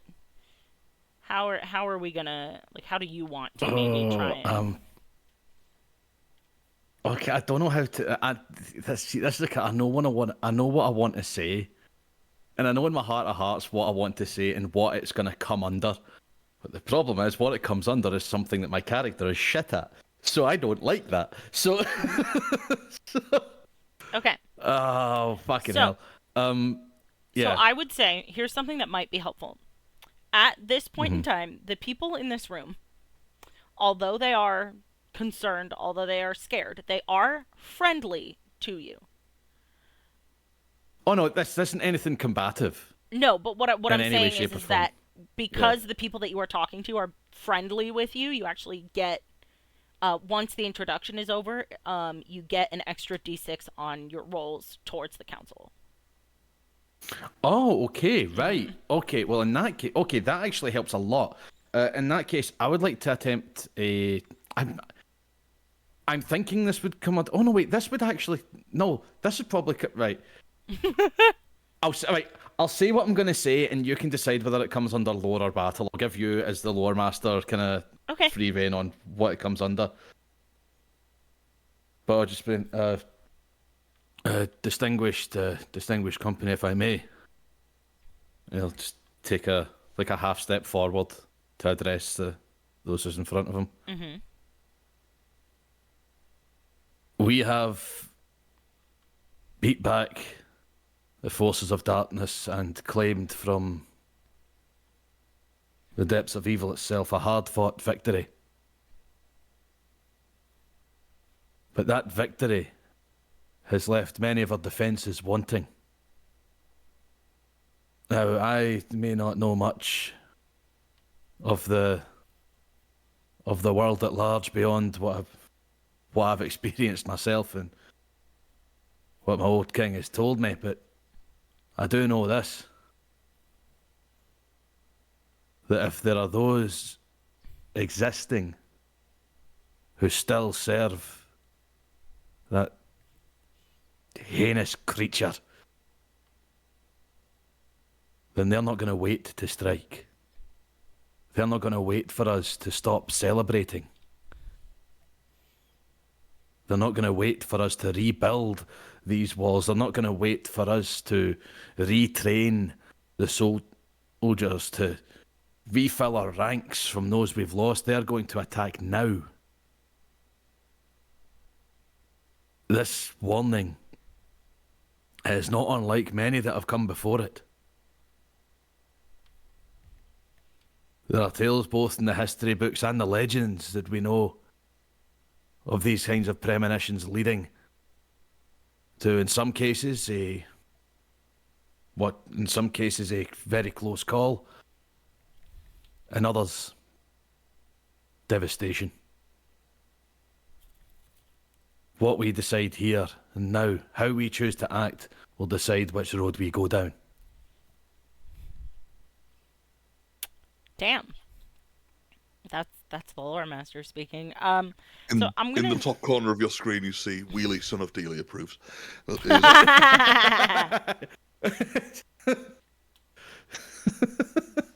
I've been playing a lot of Fallout 4 recently. I fully saw that, by the way. That was like just really liked this, but Also, like the Baldur's Gate, the little picture pops up and it says XYZ yeah. approves. Yeah.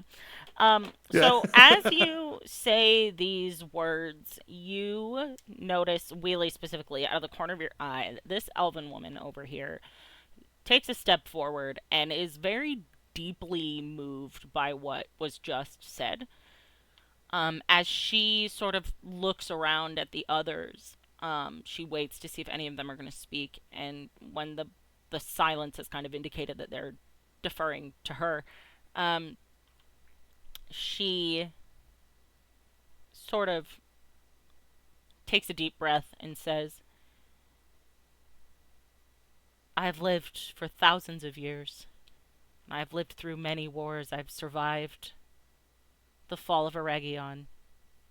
I have survived the War of the Last Alliance. I have seen the wars, the way the wars. But the fate of our world has been inextricably tied to these battles and to these things that carry so much more weight than just being done. And as the times have changed, as the life that we have lived has been modified, like, has been seemingly blown around by the winds of chance, we have taken our victory from what some would describe as the jaws of defeat. I agree with Master Farin here, that for us to disregard this as anything other than what it is meant to be, a sign of what is to come if we do not act, would be negligent at best. I am not much longer for this world. I am ready to sail to Valinor and reunite with my kin and my family, but I would not do so before making sure that those who are left behind are as best prepared for what is to come. Victory has been won, the great evil has been defeated, but those that serve it are still here. So we must do our best as those who remain behind to ensure that the victory that was won for us at the hands of a hobbit is maintained not only here in Gondor, where the presence of the enemy was most strongly felt, but also where those who have only seen pieces of its influence are not going to be besieged by the evil of it, if that makes sense. Farron, really quickly, can you roll me a battle? Battle. I would say. Thank fuck. So right, so hold on. So they're friendly, so I get an extra d6. Is that correct? Yes. Okay, right. So that's 3d6 then. Okay, cool. Right, so there comes it. Right, so d12. Oh, okay, that's a 5. Okay.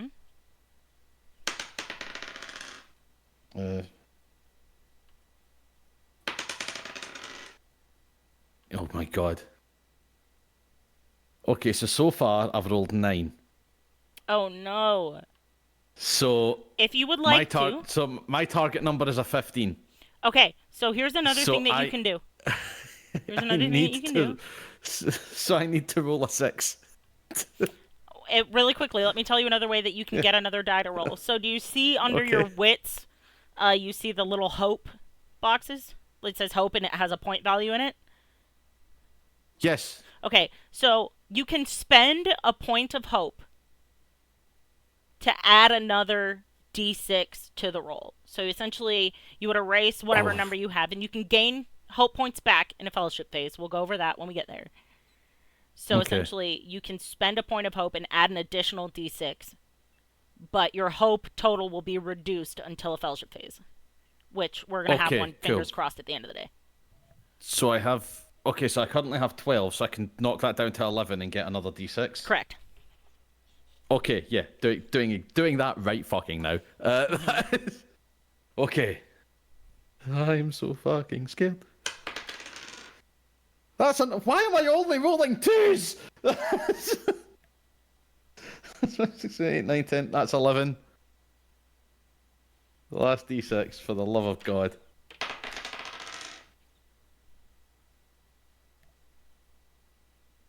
Wait. 11. Wait a minute. Wait, is it meets it, beats it? Yes. Thank fuck! Okay. Yes. Meets it, beats it. Always in this game. 15. Okay. So I rolled a 5 on the d12. 3 2s and a 4. What? My dice fucking hate me. They're all going in the bin. Fucking. See, that's why having more than 2 sets of dice is super helpful, Cyber. But Tone, right? Tone. I agree, Han. Ben needs more dice. So as like those words have kind of resonated with the elven woman who was standing there, and as she describes who she is and how old she is, like the fall of Eregion, Second Age, the War of the Last Alliance, end of the Second Age, beginning of the Third Age, like. She's been alive for a long time. She's like on par to be the same age as like Galadriel. That's how old she is, right? So like you kind of hear her response to what you said, and you can tell that like everyone else in the room is equally moved not only by what you said, but what she said in response. And this is not related to the council, but can I please get Farin to roll me a scan check, please? I'm getting out another set of dice. Fuck that. Hold on. Little blue bitches can fuck off, right? Right, where's my amber dice? There we go. These are nice. I like these. Right. They kind of look like Dragon Balls. That's a D20. What the fuck are you doing, Niven? Right. What am I rolling? Scan, please. Scan, lovely. I can't even find my fucking dice and I'm rolling scan. Here we go. Right. Proud of you.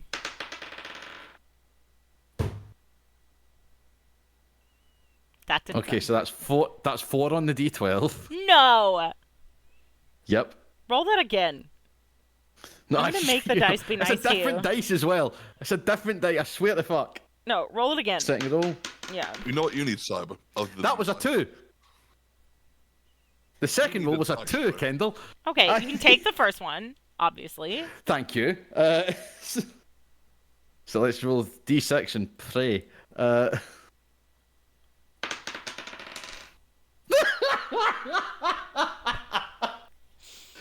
Fuck my life! No! Cyber! No. Is that a 1? Is that a fucking 1? No. Yeah. You...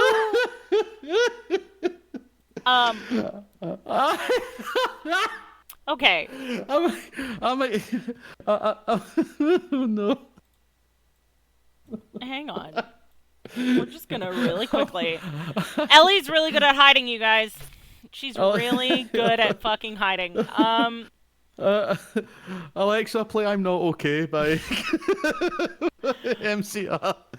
This little slip of a girl, really good at fucking hiding, everybody. Oh my days. So actually, we're gonna just like put her over here. She's hiding behind this chair right here. So hold on, I've got more d6 to roll, but it doesn't matter because I rolled a fucking 5 and I need to beat 16. Okay, here's what I'm gonna do. There's this fun mechanic called success with woe, and what that means is you didn't meet your target number, but there's a piece of information or something that like you need to know. But like something silly's gonna happen to you as a result. So, like, So, you... Going to happen? Motherfucker, have you heard the dice rolls? So, as you are kind of, Something like, silly is currently happening. taking in everything going on in the room, you hear the door click open and shut behind you. And the familiar form of a girl who was previously told she's not old enough yet to be in the Citadel has found her way not only into the Citadel, but like pretty far into the Citadel. And it's your girl. It's little Ellie. She is dressed in her finest livery, and she is literally in a place she, by all accounts, should not be. So, you notice her, but do you say anything? Do you do anything? I mean, I know she's not supposed to be here, right? Mm-hmm. She told you Yeah, herself that she's not old enough to go to the Citadel. Yeah, I'm saying nothing. I'm not a grass. I'm not a fucking Stunning. I'm not a fucking snitch. And so Oh, she's... the old dwarven saying, snitches get stitches. I was dragged up, right? I'm no fucking snitching, right? Okay. So, as this kind of conversation continues, it becomes pretty clear that the goal of this conversation isn't to decide whether or not people are going, but, like, you're going to go. It's just a function. There are a couple pieces of information that they need to figure out as to how you're going to get there, right? So you are all kind of summoned closer to the desk, and you see there's a map on it with some routes that have been sort of chosen or, like, mapped out as ways that you can go about getting where you need to go. Cool. So we're going to switch over to this map, which I painstakingly mapped out all of these options for you and did the math on whichever one you choose. I know exactly how many in-game days it's going to take. You're welcome. Hell yeah. Firstly, shout out to all your hard work. You are appreciated.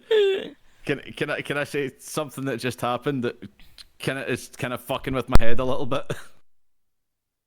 So I started rolling all the dice that are in my desk. Guess which colour the dice were that rolled well? Red. No. Blue? Blue?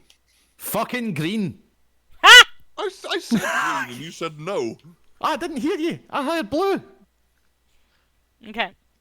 So. I heard blue. Sorry, I didn't hear you say green. Do apologise. Right, fucking green. Your old age, mate.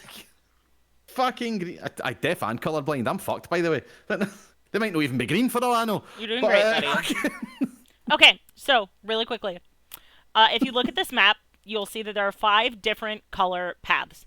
If there's a dotted line on top of the path in a different color, that means that there are 2 paths that follow the same route, but also diverge at different points to, like, get where you're going. So, the first path is the black path. So if you look right here, it's under the blue line right here. So the blue dotted line we'll talk about later, but we're going to talk about the black path.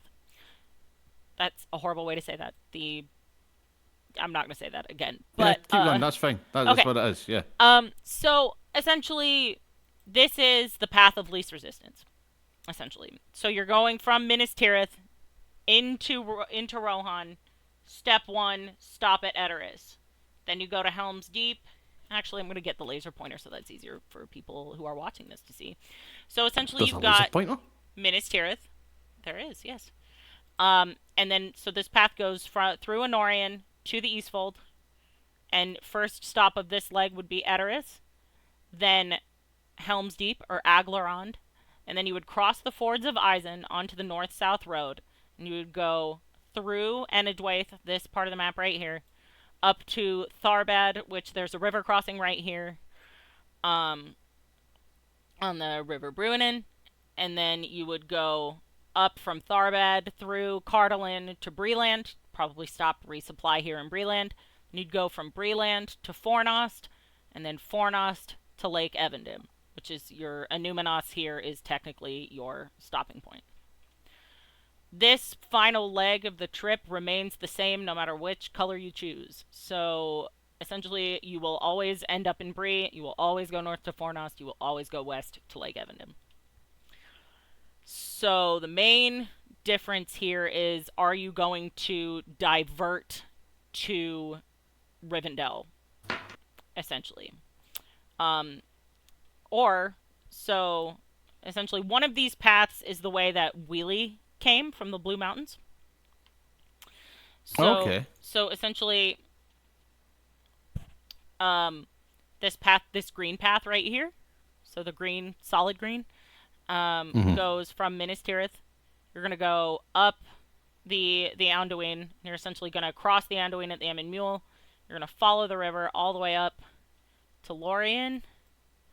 You're gonna go now. This is why this. So you're gonna go through Lorien, up and over the Redhorn Pass, which is right near Moria, and then Austin Ethel. The ruins of the Elven city of Austin Ethel are kind of along this path, and you go over Moria, and then you connect back with this north-south road at Tharbad, and then you follow the road all the way up, Tharbad to Bree, Bree to Fornost, Fornost to Lake Evandem.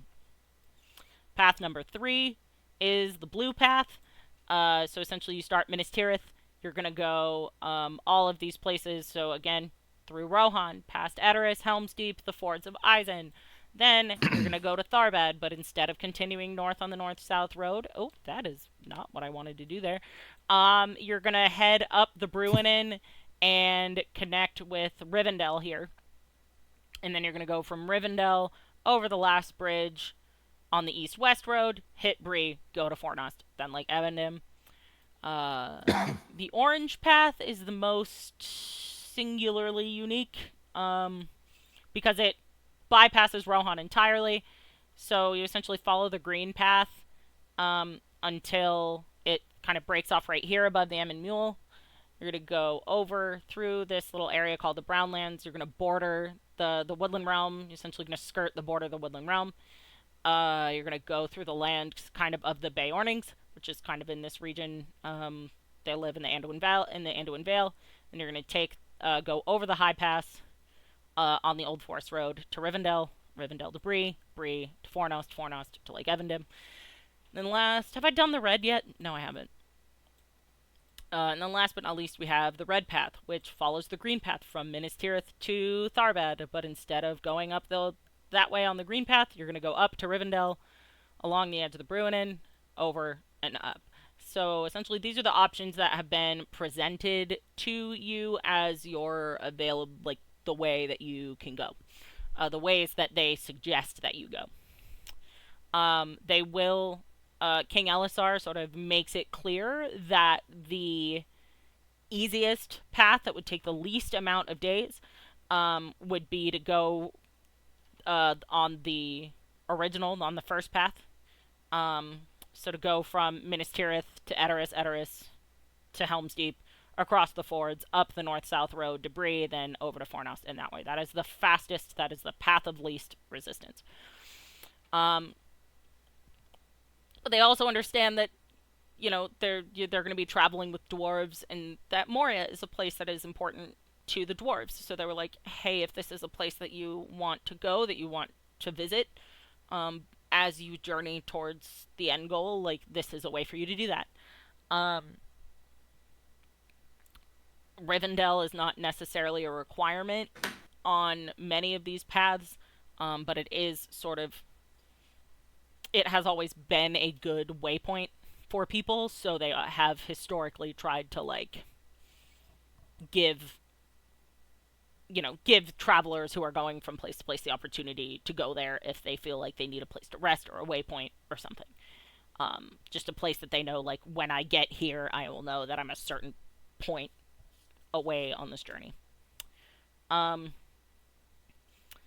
then they say that the longest path, like the one that will take the most amount of days, is this orange one. This path right here, the original one, takes about 90 days, and this orange path takes about 150 days to get from where you're starting to where you're going. Pardon me. So there's a large difference between like the amount of time that like it's gonna take, essentially. But they've already like made moves to like kind of mobilize rangers out of Cardalin like Cardalin and Arthedain up towards this area. So like they don't really have to like they've pulled rangers back from like the edges of the Shire. They have gathered rangers from Breeland and Swanfleet and Cardalin and all those other places and told them to start moving north. So if you do take the path that takes longer, they are not undefended. They just are not as defended, if that makes sense. So all of that information is sort of given as... I'm just going to do this real quick. As this conversation is being had, like, Imrahil and Faramir are kind of lost. Because that's not a part of the world that they're super familiar with. It's just, like... But Ceradan and Ithildira are very involved, and they, they have pros and con lists for every option, but the one that they are the most partial to, just in terms of, not even necessarily speed, but, like, safety, is actually the green option. Oh. I thought I had the pointer on there, sorry. This one. So, boop-a-doop, up and over the Misty Mountains, and then up the north-south road from Tharbad. Oh, for fuck's sake, even my pointer's green. You can change your color. No, it's too funny. Cyber's just born to be green. Cyber's, yeah, green with envy. Are we sure he's not Irish? Anyway. Yeah. Well, we know for sure he's a Celtic fan, 100%. So. Turnabout's fair play, buddy. You've been giving me shit all day. I know. Do you know what I say to that? Don't you dare. I hate you. I hate you so much. Oh, shit. No. Perfect. Arnie wasn't invited. Arnie's always invited. Arnie's never late, nor is he early. He arrives precisely when he means to. A wizard is never late, nor is he early. Oh, damn. No. He arrives precisely as he means to, and then he gets to the chopper.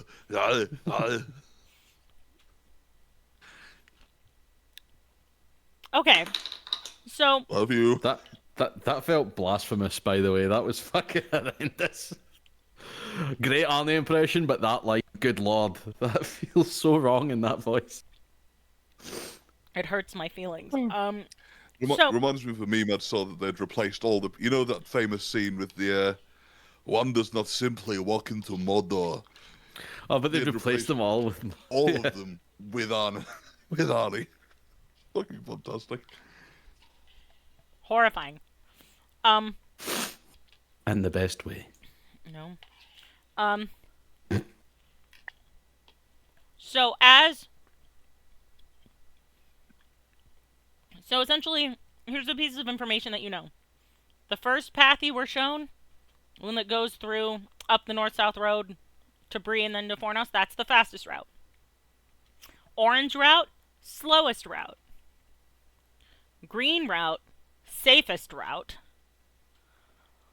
Blue route, quickest route if you're choosing to go to Rivendell. And then the red route is essentially if you wanted to go up and over Moria but still wanted to go to Rivendell. That's the fastest way to do that. You mentioned the safest route. Which would you say is the most dangerous route?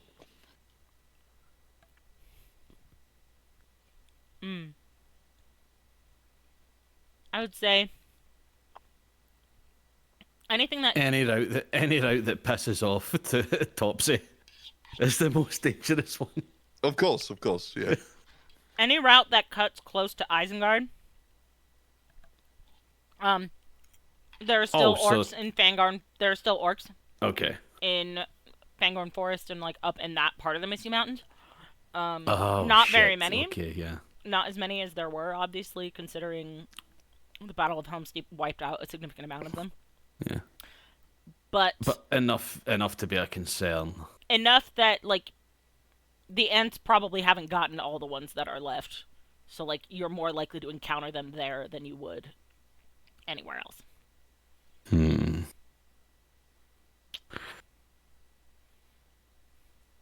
Are they taking the hobbits to Isengard?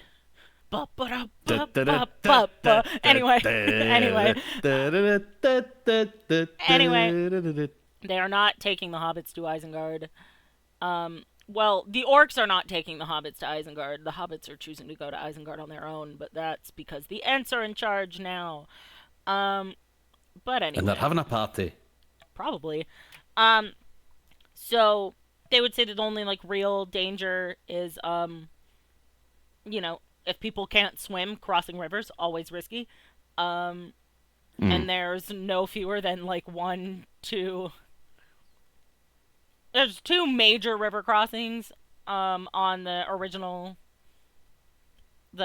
first route. Yeah? Oh, yeah. So the Fords of I Isen, couldn't find river the first crossing. one. Yeah. And then Tharbad I- the Bruinen is a river crossing. I couldn't see the fjords. The fjord? Well, you wouldn't see fjords there, you'd see fords. Anyway. I was just trying to say it funny. Is that actually a You thing? would probably mention Fjords? the fewer river crossings they can do, the better. Because Topsy is difficult enough to handle at the best of times, and they really hate going on boats across water. Okay, yeah, good. All right. So upon hearing that, So then there's only one. So you take the green path. There is one, technically 2. There's like this tributary river, the Limelight, and then you go up through the fields of Celebrant and then across the Celebrant River. So there's 2 little ones here, whereas the ones at the Fords of Isen and Tharbad would be bigger river crossings. And that's right before you go up the Dimmerald Dale and over the mountains, where then you would cross the Glanduin on this side and then meet in Tharbad and just cross it on like a bridge. Like this Tharbad crossing is actually like monitored and there's a bridge there. The Fords of Isen are still recovering from kind of being destroyed a little bit because of the war. But there's something to be, yeah. So there's like some infrastructure here that would make that so that no one has to get on a boat, no one has to get in the water, but like, you never know. Because Wheelie would suggest the green path would probably be the best. Okay. At least that's where his vote would go in this democratic process. Okay. No, I don't want to do that. There we go. So as you all sort of are having this conversation, can I get... Wheelie, can you both actually make me an insight check? Mm-hmm.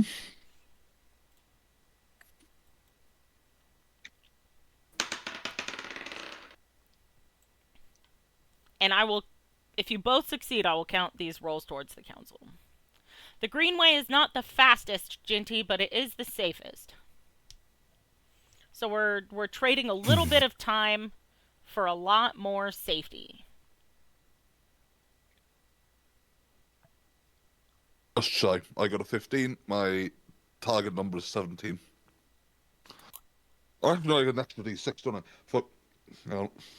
Yeah, you get the extra D6. You can roll it if this you was did. so this was for insight, yes. Mm-hmm. Wonderful, love that. So my target number is a 15, and I rolled a 1 on the D12, so my life is pointless, and I'm about to log out. Jesus, Cyber, I'm so sorry. I do not know what is up with my fucking dice right now. I swear to God. They're cursed, is what's happening, and they need to go to dice jail and be punished for their Fucking hell, it's got me feeling like Lady Luck is my fucking ex. sins. Like, Jesus Christ. Horrifying. This is just Farin not being used to the politicking side of things and is much more accustomed to being on the battlefield. No, it's Ben being fucked over, right? That's what it is. Okay. I So- got 19 total. Why Okay. do you roll Why on is it still online? good? I don't have real dice. Or sorry, why don't you roll online? I prefer real dice. I prefer actual, like, the act of rolling, just because it makes it more fun and more interactive than clicking a number and a random one coming up on the screen. Yeah. So here's what happens. As you are, like, Wheelie, you are, like, fully comprehending everything that's being told to you, and you are able to determine that, like, with confidence, that, like, you agree with Serdan and Ithildira about the values of this path, not only in terms of, like, what it means for you as, like, a dwarven person who will be returning sort of to, like, where that Moria area is, and then, like, kind of going down through the ruins of Ostenethel and up over to Tharbad and then up north, but also because you are a lot better at advocating for yourself in terms of, like, I have a mount who will make my life and everyone around his absolutely miserable if we have to deal with water. So, like, you're able to, like, advocate not only for, like, the people, but also for yourself, and sort of, like, have a conversation about, like, what that will look like. Farin, you are a dwarf who knows one place really, really well. Yeah. And you're also Yeah. really good at following directions. Can you... I'm also somewhat distracted by the literal child that walked into this fucking meeting earlier. I'm just like, the fuck? Like, you're not supposed to be here, wee man. Right, anyway. What am I doing? So, you're a little distracted. That's okay. The benefits of the green path are sort of discussed with you. And you learn that there are some members of the Dunedain who traveled south with what you now know as the Grey Company. They are going to be returning north as fast as possible. But there's only going to be, like, a small group of, like, maybe a dozen of them that are taking that faster path as opposed to the safer one. So they're going to be going, you know, up the north-south road all the way. Just so they can get back as soon as possible, and they're going to be on horses, so it's going to take even less time, right? So, as you're sort of, you've got one piece of information sort of cemented, followed by immediately, like, this group of the Grey Company is going that way, this group of the Grey Company is traveling not only with the elves, and, like, we're going to, you know, escort the, you know, the dwarven, you know, caravans as far north as Lorien, and then they can go up to the Old Forest Road, and instead of going towards Rivendell, they're going to go through Mirkwood and back to Erebor. And the delegation from the Blue Mountains is essentially going to follow you guys all the way until you guys go north to Fornost, and then they're going to continue west to the mountains. Like, all this stuff is being, like, sorted out. And can I have Farin roll me travel or explore, whatever is higher? Honestly, at this point, I doubt it even fucking matters. It matters to me. The way I've been rolling, let's be real. It doesn't matter what's higher. I'm fucked either way, and we all know it. Right, travel's higher. Right, okay. Positive mental attitude. Let's go. All right, don't be a cunt. Mm-hmm. My dice are a cunt. So that's a 3. Mm-hmm. I've got, what, 3 d6s to make up? And if you The roll any difference? 6s, let me know. Yeah, I just need to remember where I put the... Ah, fuck it, I've got 2 in front of me. I'll just roll them a bunch of times. So, so I've got 3 pips, so that's 3 d6s, yeah? Yes. For travel. Cool. Okay. Okay, right. Oh shit, that's a 6. Hell yeah. Okay, so that's 9.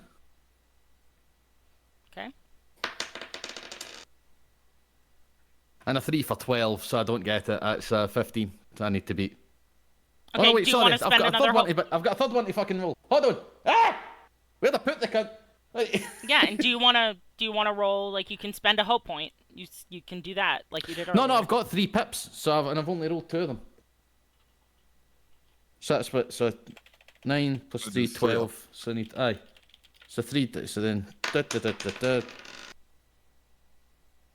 and that's, hold on. 3 and 3 is 6, plus 6 is 12. Plus... Oh, that's 17 total. Okay, what'd you roll? 3 on the D12, 1 6. What skill did a 3 you and roll? a 5. What Travel. Travel. Okay. So, Farin, you are good at, like, you're not necessarily good at, like, reading maps, but you are really good at, like, understanding how to get where you're going once you're, like, on your way. So, like, the fundamental understanding of, like, this is a way to go that, like, there won't be a lot of danger because we won't be traveling close to Mordor, or, like, you know, like, the logic of the thing starts to make sense to you in a way that you are able to contribute to the conversation in a way that benefits. And so as this conversation is going on, as things are being said, as people are conversing about, like, these kinds of things, you kind of look at the map, like, specifically this section right here. So, like, right What? right here. Right? Ah, right, okay, I'm looking at street, right. So, Here. right around, like, Lorien and Moria and all that? Yeah. Cool. Something that... oh, my God. Cybers are It looks like the child. pointers were chasing one another. Yeah, the little tadpoles. So, one thing that you do remember about this path, specifically, you go up and over the Dimmerald Dale and then over the Redhorn Pass. Something that you remember... Okay. Like, something that you just know from being from, I don't know, like, living in mountains your whole life, is that going over mountains can sometimes be super dangerous. Especially when, like, it's gonna take you a couple months to even get from, like, there in the first place. Because there's just, like, a lot of, like, these mountains right here, and, like, all kinds of, like, you know, it seems flat, but, like, the world is also mostly, like, a forest, and there's, like, a whole bunch of things that could, like, theoretically keep you from getting there before, like, and the Misty Mountains, you know, are tall enough that, like, they get snow pretty early. Yeah. So you're able to kind of provide that insight, and be like, it's safe, you know, it's safest, but, like, there's also just these, it's safest in terms of there are not a lot of enemies to fight, like, there's not, like, orcs or whatever, but it is a little bit Like, more dangerous. safe, but with a big fucking asterisk next to it. Like... Yeah. So you're able to provide that kind of dwarven insight on, like, these, just that part of it might take a little bit longer than we expect, but if we're willing to do it carefully, no one will get hurt kind of energy. But yeah, the elven woman who's been in the room, when she acknowledges that this is the path you're going to take, she kind of smiles a little bit. And as this meeting sort of continues and these conversations are being had, she turns and she moves towards the wall and grabs sort of an object, or kind of 2 small-ish objects. One is a circlet that apparently, like, by looking at it, it kind of looks a little bit like the crown that King Elisar wears, so you can kind of assume that it's supposed to be worn on your head. And then there's a leather, and it has, like, a big, not a big ruby, but, like, a very intricately faceted ruby, kind of, like, in the middle. And then she also has in her other hand a leather sort of, it's too big to be a bracelet, too small to be a belt, so you assume that it's like an armband or something that goes around your arm that has a big amethyst kind of in the middle of it. And as I love how Shamers just went ooh because purple's his favorite color. No, that was me. Oh, I was That like, was me. That's so funny. I love that for us. Anyway, still funny. I did mentally go, ooh, purple, but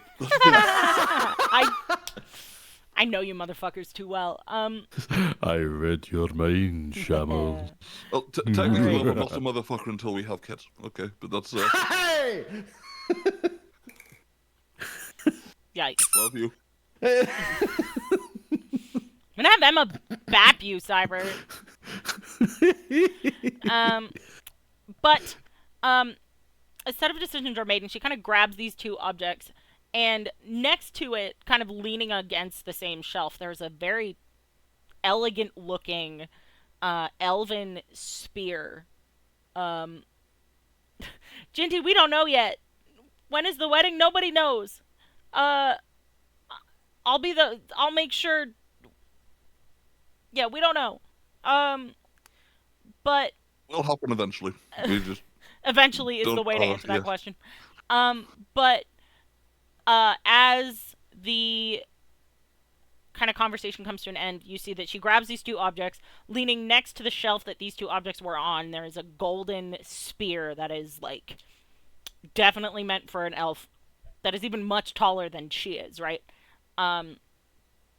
And congratulations, by the way, you have, in fact, succeeded in your first council, so yay, you did it. How the fuck did we manage that? Jesus Christ, Wily I'm got- so sorry, Shambles. Wily I was got- a handicap. That was fucking mad. Wheelie got 3 successes on his first roll, so... I didn't. I didn't realize we were playing golf, so I didn't realize you were. Next time I play golf, I'll just put cyber down as my handicap. That's So, she approaches you with these objects, and she holds them out in her hand. She holds the one with the ruby out towards Wheelie and the one with amethyst out towards Farin, and says, these are heirlooms of great dwarven kingdoms that I was entrusted with a very, very long time ago. But I believe they will serve you better than they ever served me. So please accept these. So before accepting, Farin will bow deeply as a show of both thanks and respect for what is being done here. And as will really. she sort of awkwardly curtsies, like it is a thing she used to know how to do a very long time ago, but does not know how to do anymore. And she kind of bows her head respectfully, and as do you. I'm assuming you accept them. Oh yes, definitely. As you do, she kind of smiles, and she is reminded, perhaps, she is old enough that she was around during the time of the Gwaithir Myrdain, which was the kind of collaboration between dwarves and elves. I'm now engaged. Sorry, I just caught the chat out of the corner of my eye, and I'm like, I wish. That was Farin and Wheelie have just been stealth proposed to by. No.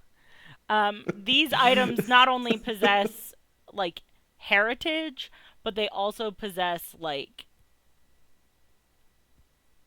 No, the dwarves used to have more than just a passing familiarity with what they refer to now as magic. These items are not just items, right? They're possessing of more than just beauty. Ooh. What that is, you don't really know. And you could theoretically have someone identify them for you, but for right now, you're just like, these are fancy objects. Got no idea what they do. So your course is set. You know what you're doing. You know where you're going. You know how you're going to get there. You know who you're going with. Ithildira and Seridan will be traveling with you on this journey. So Seridan is from Evendim, so he will be returning there with you. Ithildira is as well, so essentially it will be like a homecoming for them. As they journey, they'll be kind of dropping members of the Grey Company back off in their respective homes until they arrive in Evendim, which is the furthest north. And yeah, one last thing we're gonna do. Council is done. We didn't quite get to the combat today because I decided to make, your animals have personalities or whatever. So instead of waiting to do the fellowship phase until next time, we're actually just going to really quickly do it now. So first things first, Okay. I need each of you to add 3 skill points and 3 adventure points to your total. You should now have 12 of each. Yo, what? Skill points? So on the left-hand side... skill point. For some reason, I have 3. Oh, wait, I know why that is. Sorry, that's a technical point on mine. Yeah, never mind. I'm good. So adventure points and skill points, correct. 12 each. Yes. Cool. Okay. I know why that had fucked up. Okay. Yeah. That's on me. So essentially you get 1 skill point and 1 adventure point for every hour of gameplay. So if we were playing like longer sessions, you'd have more, but this is the internet. Cool. It's late at night where you live, so I can't subject you to that delight. So how a fellowship phase works. So fellowship phases can range in length from just a couple of days to a whole season. There's what's called a Yule fellowship phase that happens at the end of every in-game year, where you essentially spend a lot of time in one place and you're doing undertakings and whatever. But this is just a normal fellowship phase. So you get to set your duration. So how long, they probably would have mentioned in the council that it would take at least a week to get everything together. So you can have that week to join in the celebrations and do whatever. Sounds good. And then your destination for your fellowship phase, the easiest place to do it is Minas Tirith, but if you did want to go do it in the ruins of Osgiliath, I wouldn't stop you, you know what I mean? Okay, yeah, fair. And then so you can perform updates. What that means is you can use the skill and adventure points that you have to upgrade your skills. So I will send you a picture of the table, so we won't do that right now.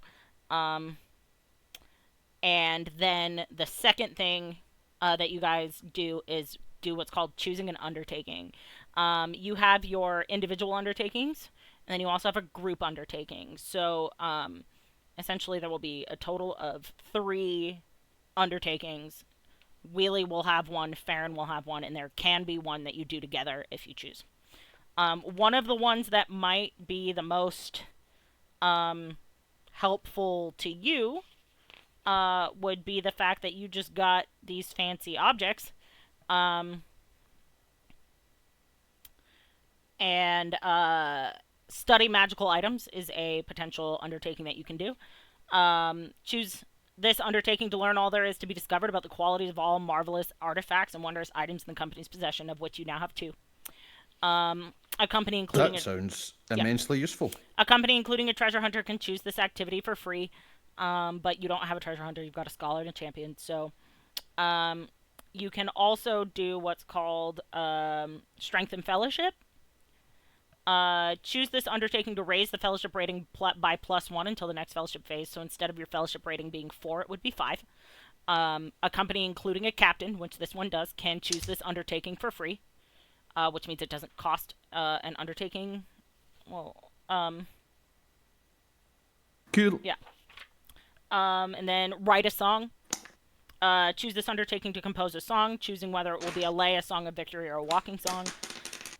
Lay songs help in councils. Songs of victory help in combat. Walking songs help with your journeys when you're traveling and stuff. Listen, we've had this conversation about what our wedding's going to be like, and I'm excited about it, okay? I'm also very excited. And you also can do pondered, storied, and figured maps, Middle-earth, until the next fellowship phase. Apply a modifier of +1 to all feat die rolls made to determine the nature of events during the event resolution step of a journey, which is just essentially if something bad happens on a journey, you can add +1. A company, including a scholar, can choose this activity as a free undertaking. So you've got options, and then between this game and next, I'll show you the chart that you need to have to like upgrade your characters. But yeah, I don't know. You can also do the meet patron undertaking.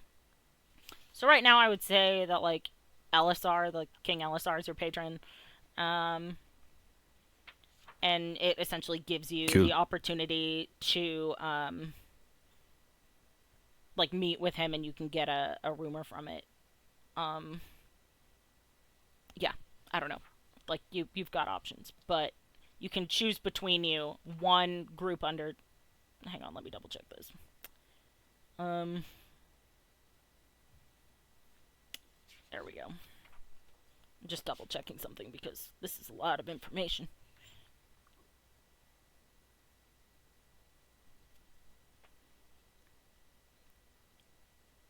Okay, so essentially you can get one free undertaking and one group undertaking. So if you wanted to do study magical items, you could do that as your group undertaking, and then you can pick either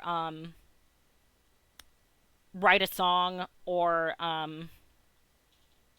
strength and fellowship as your free undertaking. A free would be like an individual one that we do by ourselves, or would that be,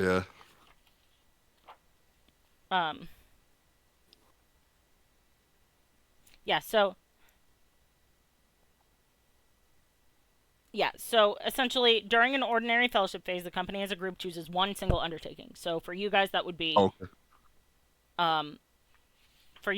study magical items. And then also during each fellowship phase, ordinary or otherwise, the company is entitled to choose one additional undertaking, selecting it among those that are listed as free based on the callings represented among the player heroes. Right, okay. So Farin's a captain, Wili's a scholar. So we get to do cool stuff. Yeah. Awesome. All the cool things. So, yeah. Out of the two, so essentially study magical items is going to be your group undertaking, right? Yep. Okay. I mean, yeah, I'd happily agree with that. That's Okay. I want to know. Yeah. I want what these heirlooms are. Yeah, let's find out if this motherfucker's just cursed us. It has not. She has not. Yeah, I'll tell you about that in a second. And then, do you want to write a song or strengthen fellowship? Because fellowship, having a higher fellowship with a smaller company is helpful. I will say that, but I don't want to like influence you one way or the other. You know what I mean? I'm happy with strength and fellowship. Okay. Wily can always write songs. Yeah. At a later date. Yeah. So. What do you think, Cyber? Yep. Okay. So we're doing study magical items, which I will resolve first, and then strength and fellowship. We'll do a quick description of how that applies. So, as you are kind of studying these items, you discover that the woman who gave them to you, her name is Erfiriel, and she is formerly of the Elven Kingdom of Lindon, which has long since been destroyed, kind of on the western coast. The only kind of vestige of that kingdom that remains is the Grey Havens. It's now turned into Antiques Roadshow. Not really. So she kind of gets to talking with you about these objects and where they came from and how she came to possess them. One of them, she kind of points to the armband that she gave to Farin, and she kind of moves it. She kind of holds out her hand for it, and if he gives it to her, kind of helps him put it on. And it's not from the Iron Hills. It is from a kingdom that long predates the Iron Hills and even predates Look, I took a guess for the sake of the Antiques Roadshow joke. All right, I don't. So she begins to kind of weave this tale of a dwarven smith who lived in the first age, actually, in a place called Nogrod. This is the original home of the dwarves. It is like a very storied, historic place. Unfortunately, though, when Beleriand and the rest of Middle-earth were severed from one another, this particular dwarven kingdom was lost, as was the majority of the work of their hands. But this is a piece that survived that. Now, what it does, I'll send you a picture of this so you don't forget, but I am going to read it. That's not what I wanted to do. 1 second. My computer just closed the window for some reason. Yay! Technologica. Okay. So, what it does is, hold please, I'm stalling for time. So, Do you need us to stall? got it. So the Magic. name of this item is Gabilgathol's Gift. The dwarves of Gabilgathol were renowned craftsmen. They traded the fruits of their craftsmanship with the dwarves of Khazad-dûm in the dawn of that kingdom. Those kingdoms may have fallen, but the works of their hands live on. Now, description: a shining metal armband with a large, impressively faceted amethyst in the center, surrounded by smaller adamants. Adamants, another word for diamonds. Grants the wielder the dwarven virtue dark for dark business. When you are in total darkness or underground, all of your rolls are inspired. And what that means is that you spend 1 point of hope and gain a 2 dice bonus to the roll instead of 1 to any roll of your choosing. Oh. But you still have to spend hope. So if you have no hope, that's a bigger problem than just not being able to use your item. But while the item is being worn, the first endurance loss you suffer in any given day is halved, rounded down. Ooh, cool. Limitations: this can only be worn by a dwarf. The benefits this item provides can only be used if it is worn visibly on the arm of the bearer. If the item is removed... This can only be worn by a dwarf. Who was it gave it to us? An elf. And her exact words were, I've got a feeling this will serve you better than it does me. No shit, Sherlock. You couldn't fucking wear it. Yeah. So she could wear it. The magic didn't work for her. But she very rarely, if ever, wore them. So much funnier to me if it like physically stopped her from wearing it, like the magic kicked in, and just like, no. So the benefits this item provides can only be used if it is worn visibly on the arm of the bearer. If the item is removed, all benefits it confers are lost and can only be regained once the item is donned again. If this item is removed, all benefits are lost and can only be regained once the item is donned again after a prolonged rest. So essentially you have to put it back on, but it's not going to work right away until you take a nap. Essentially a prolonged rest is like a long rest. That's okay. I could see that being a problem because it's a big shiny fuck off rock, isn't it? That's gonna. If we're going through like Bree and all that, you'll find Farin's precious. That's gonna be a bit of a pain in the ass. You'll see. I don't like getting robbed. I don't think it'll be a problem, but you'll see.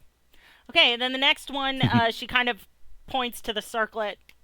Is Wily wearing his helmet right now? Yes, he is. Yes. Okay. Actually, no, he probably would have taken it off as a sign of respect when he came in.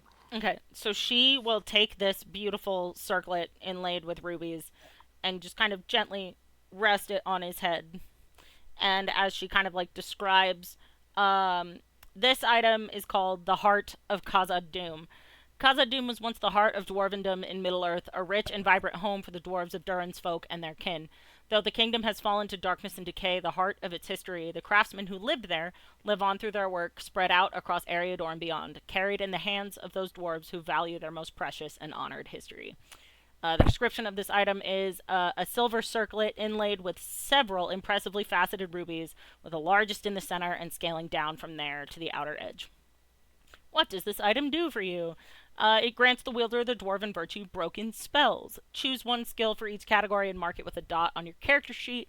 Whenever you use one of the marked skills, you may spend 1 hope point to achieve a magical success. That's That's the first thing it does. It says, while the item is being worn, on the first roll you make in a council, any rolls on the success die of a 4 or higher count as a 6. So essentially... Oh, that's good. Yeah. And it's only on the first roll you make it a council. So whether that's the introduction or something else. And then... given your rolls tonight, are you sure you don't want to switch magical items? I was about to say, I was like, you want a swap, big man? That's it. I've always looked good in red, I think, you know. It's... the limitations, again, can only be worn by a dwarf. The benefit this items provide can only be used if it is worn visibly on the head of the bearer. If the item is removed, all benefits it confers are lost and can only be regained once the item is donned again after a prolonged rest. So, essentially, you gotta take it off. If you're gonna take it off, you gotta put it on and wait a day, essentially. So, see when it says worn, like, visibly... So I'm guessing that means that, like, if you've got, like, any kind of cloak on or anything like that would cover it, that also destroys the... Well, it doesn't destroy it, but that also, like, negates the effects. Essentially, the way I kind of rule it is that because these are items with big, like, fuck-off, like, gems on them, like, the gems have to be visible. If it's pouring down rain and you have a hood on, like, the big-ass thing in the middle, you have to be able to see, essentially. Yeah. Is, like, my ruling on it. But I also made the item, therefore I make the rules. Woo! Okay, well, and then your Strengthen Fellowship undertaking. Essentially what your fellowship rating is, it is reflective of, like, the number of people in your party, different things, like, affect it. But mainly you have 4 fellowship points right now. And I explained this to Shammers earlier, that a fellowship point is something that you can spend to, essentially, the whole fellowship has to agree, because the fellowship has, like, one pool of them, and you can use it to, like... so we all share the same... Right, okay. So, like, you can use it to, like, if someone really needs an extra d6 on a die roll or whatever, because it's, like, life or death or something, you can be like, I want to use, like, we should use fellowship point for this person so that, like, they don't get cut in half. Which is literally something that saved the life of one of my characters in this game. I'm not even kidding. Then you have things like, you know, you can use them, like, in a council, for instance. Like, if you've already spent a hope point, because you can't spend more than 1 hope point on one roll, you can be like, hey, I really need to succeed on this. Can I use a fellowship point? Those kinds of things. To essentially just be like, the whole group is kind of coming together and offering a piece of, like, assistance for a big thing. So as you two kind of spend this week, as you're, like, gathering supplies and getting ready to leave and helping the dwarves kind of, you know, after the celebrations and whatever, kind of get together, one night you all decide to kind of journey down back to the first circle of Minas Tirith, and you go to the bar, the King's Rest. And you see, as you're kind of just, like, hanging out or whatever, you have a little messenger-shaped shadow who's been kind of following you around for a while, but she didn't have the heart to, like, interject herself into something that, like, she didn't feel like she belonged in. But as you're, like, drinking and, like, enjoying your time together, she's just kind of, like, watching from a distance.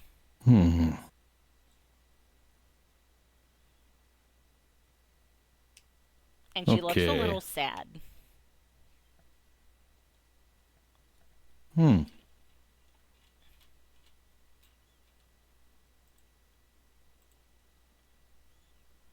you call her over? What do you do? You sound like a fucking villager from Minecraft. Oh no, you want the actual sound?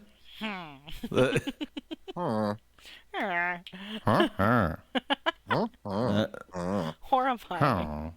Anyway, back to the game. Anyway, that literally sounded like that was physically painful for you to do. Fucking villagers are hazard. But anyway, the general. So. Okay. I would probably, like, at that point, Farin would get up and, like, just excuse himself from the company at that moment. and then just walk on over kind of as nonchalantly as possible so as not to draw attention. And the closer you get to her, the more, like, this kid's definitely trying to keep a stiff upper lip, and it has stopped working. And, like, as you kind of get over, like, next to where she is, she kind of, like, tries to, like, slink back into the shadow a little bit more, but, like, she's literally already in a corner. There's nowhere else for her to go, you know? Hey.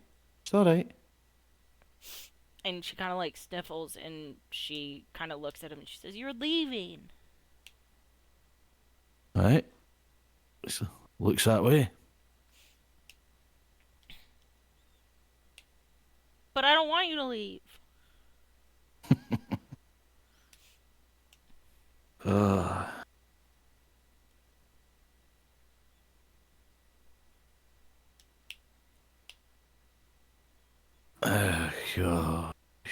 Oh shit. Oh no. This is why I don't have wains. This is why I'm not fucking good at this. Well,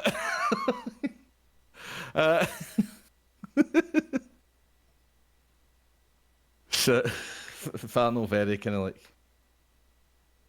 get like, oh fucking hell, but brain, please fucking work, for the love of shit, just do this. Yeah, sorry. You're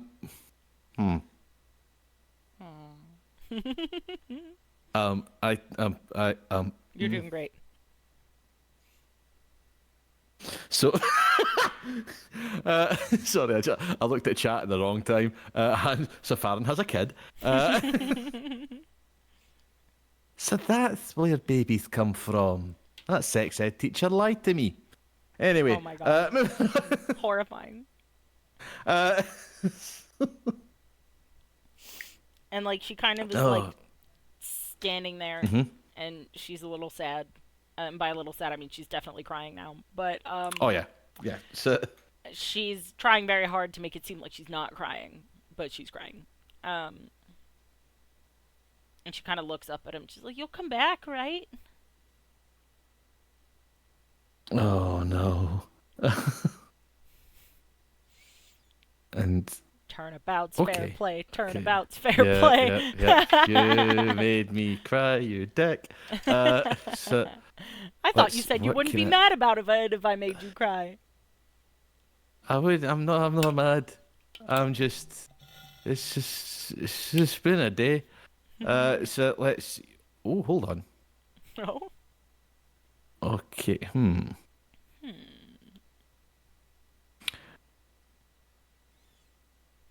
Okay. Cool. What? Right. Got it. Okay. So he's going to look at that and just said, well, if I didn't come back, and he's going to reach back to his belt, unclip the dwarven war horn from his side, I wouldn't be able to get this back off you now, would I? And hands it over to her. She kind of, like, reaches out and she, like, touches it almost hesitantly. Because it's all right. It's all right. But it's yours. And you're going to look after it for me. Okay? Okay. Okay. Now that right there is a promise that I'm going to come back. Okay? Okay. And, like, before Okay. you can even, like, stop this child from doing what she's about to do, she, like, with the force of, like, something way bigger than she is, just, like, it's almost like, you know how, like, in rugby, when, like, you get grabbed around the waist, you know you're fucked? Like, it's a little bit like that, where she just kind of, like, grabs you around the waist and just, like, hugs so tightly, you, like, genuinely think you might, like, pop a hip or something. And in an instant, right, without even realising what she's going, oh, gaga, oh, wait, no, what the fuck? I'm not... And she kind of like sniffles and also giggles at the same time and is like, I'm not the piggy. Oh, but you're just as strong. She's like like something about her has like gotten younger somehow in the past couple of days. Like as you've kind of seen her around and like spent more time with her, you can kind of see that like in the aftermath of like this war, that is the kind of shit that makes me great. Don't do that. Don't do that. like in the aftermath of this horrible thing that has happened to her, like she's finally allowed to like be a kid again. And She's getting to. Oh no! That's all. You Like fucking said it too. I did say it. I did fucking say it because I knew I'd get you, you motherfucker. Anyway, and she's just like so, like she has like everyone here like lost something, but like now you're like starting to see the world where they can take it back, you know, and that's really cool. And so she kind of like hugs you really tightly. She's got like the horn and like the war horn in her hand, and she just like kind of holds it, and then looks up at you, and then looks down at it, and kind of like smiles really big, and she's like, "You have to promise." She's like, "You have to pinky promise." Pinky promises are really important. If you break a pinky promise, you're awful. Yes, no, that's a rule as old as these lands themselves. Just do me a favour. Don't squeeze my pinky as hard as you did my ribs. Okay. And she just kind of. There we go. Right. It's a very quick like boop. Okay. Yeah. There we go. And as that kind of moment occurs, you hear someone like from outside calling her name. And she kind of like winces a little bit when she hears it. She's like, "Uh-oh, I gotta go." Don't worry, I'll not tell anyone. Go on. Oh, well, that might not be a problem because I think someone else did. Bye. And she kind of just like runs off. But Wily, your liege lord approaches you and says something very interesting to you. He starts off by saying that goat of yours is a fucking menace. You don't have to tell me twice. I'll do my best to control. Has he kicked off again? Oh god. Oh. No, I was. No, he kind of like holds a hand. It's like, no, I was there the other night though. Hey, I noticed. Are you doing okay? He kind of like looks at you, and like kind of heaves a big old fuck off. Like, I'm old and fucking tired and don't really know what else to do with my life except what I've always done with it, sort of like sigh. Just a big like no. But I will be, I hope. It is that is fair. Sorry, I did not mean to interrupt, my lord. What was it? You know, perhaps from our journey here, that my brother and adopted daughter passed away in Moria. My other adopted daughter is here as fiancée to the king of Erebor, if you can believe that. He's been trying to keep that little shit off his feet all week. His legs are broken. Hey. He shouldn't be walking. No, he shouldn't. I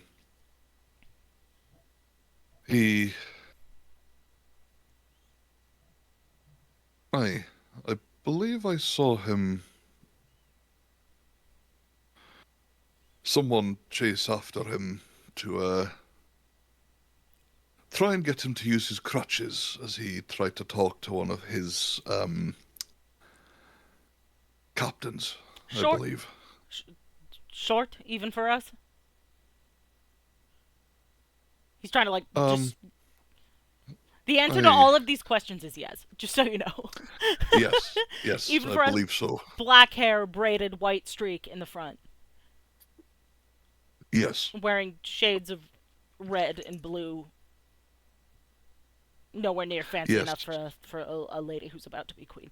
Yes, that's Dagny. Yes. Um, Well, congratulations to both yourself and your adopted daughter for on the betrothal. Um, Sounds like she's got a bit of a handful to deal with. you've heard of Dane Ironfoot, right? Yes, I am familiar with Dane Ironfoot. Yes, although I believe his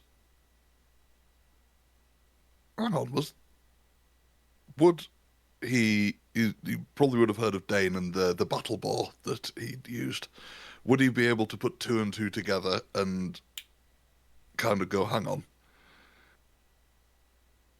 that's Dane's bow that Farin's been riding, or would it just be that's just another bow? It just happens to be from the same place. I would say that it is common knowledge that the Iron Hills use boars as mounts more than any other place.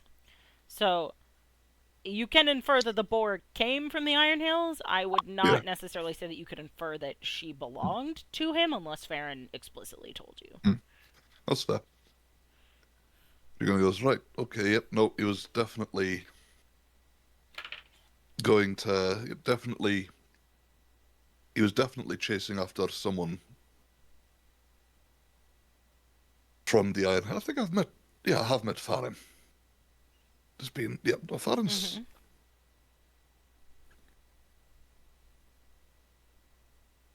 Farron, a reliable dwarf. Good hearted.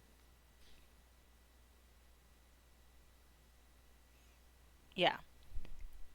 Um, and he kind of chuckles and he says, "I understand you are to go on this expedition to Evendon." I am indeed, at the behest of the king of these parts, I believe. Okay. If that is all right with you, my lord.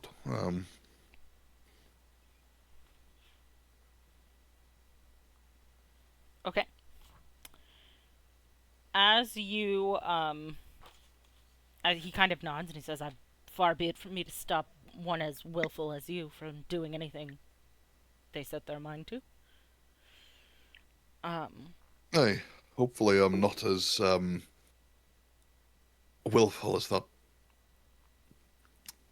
mount of mine. But yes, and he nods and he says, um, his voice kind of like lowers, so he's not speaking at the same volume.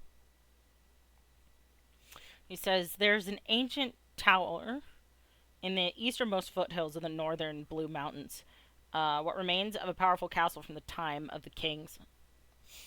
Wanderers speak of an early blue light that can be seen from as far off as like the base of the hills of Evendon, and like a star shining above the mist. No one goes there, and recently people have started to disappear in its vicinity." So he's like, "This is a word that I have heard. There's a location that is going to be close to where you are that is dangerous in this way. Please be careful. Um, it is the ruins of a once great city of the Dunedain that was built over some dwarven ruins with the permission of the lords of Eredluin. So there's no bad blood or anything, but did just want to let you know that there's that potential additional threat to your mission there." well, keep that in mind. Thank you. Is there anything else that would be of note to help with this mission, I suppose, quest? He For kind of once, I can't find the words. leans in a little bit closer and he says, "There are some dwarves who have forsaken kinship with those in the Blue Mountains and across Middle Earth, that might seek to interfere with, how do we say this? They might seek to interfere with things going better in that particular region of the world. They appear to have aligned themselves with some servant of the darkness, whether that servant is alive or dead. Their service of evil has not stopped. There aren't very many of them, and they hail from the south of the southern Blue Mountains, but have been moving across the region they call Arthedain, I suppose, here, inching closer to the Shire and north into the hills of Evendim. So, not all dwarves you will encounter on this mission will be friendly to you. I will keep that in mind. Is this something that you think would be better kept to myself, or should I pass this on I would say to those? wait until it becomes relevant and see what you can. If it becomes relevant, then you will know that they have not given up on their evil. If it does not, then perhaps all is well. I have always told them that they would be welcomed back if they if they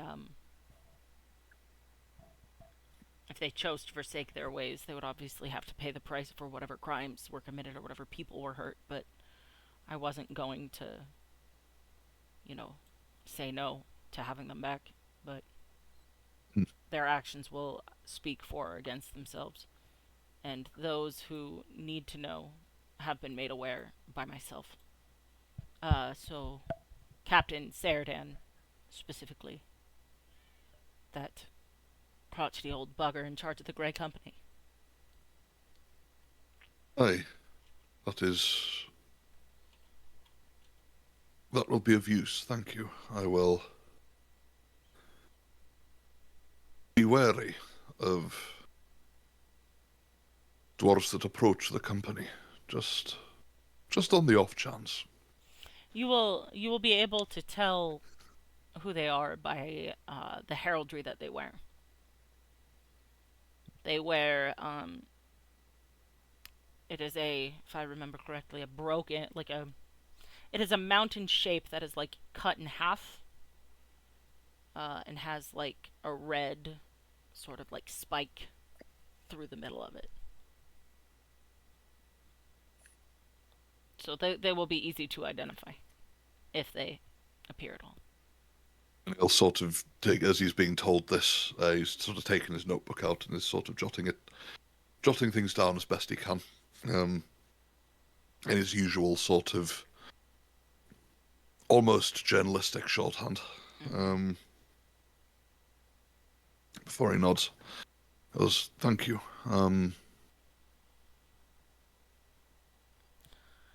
I'll make sure. Yeah.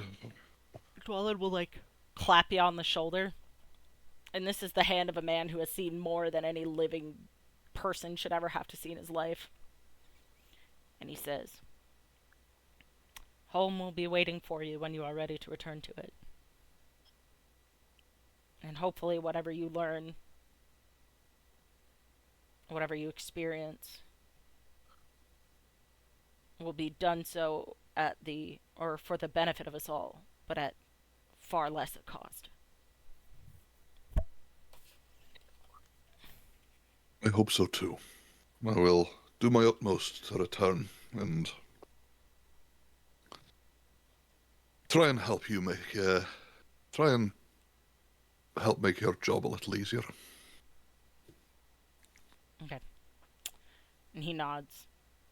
And then just as quickly as he was there, he just turns on his heel and goes and grabs 2 ales and chugs them both in quick succession.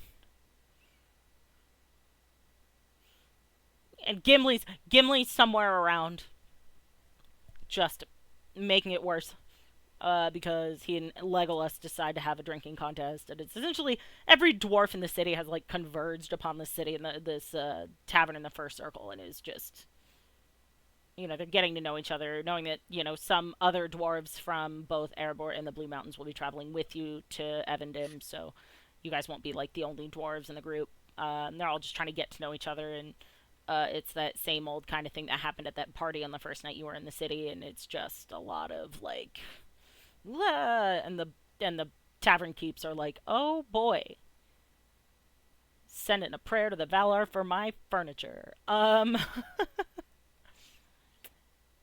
this time, he won't join in. He's going to go back to the stable to make sure that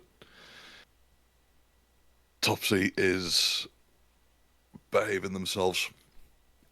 See, Topsy decided to be a little shit that one day, but like as the week progresses, he's actually like kind of like a feral cat, in that he's just like slowly but surely getting used to people and like whatever. So he's not like being such a drama llama, but like his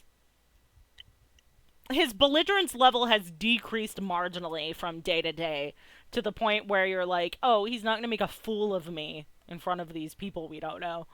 Well, more so than he already has. Yeah. He's just a guy, so they say. And he's just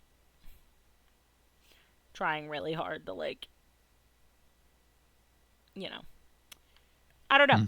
But he's not, like, screaming, crying, throwing up like he was the last time.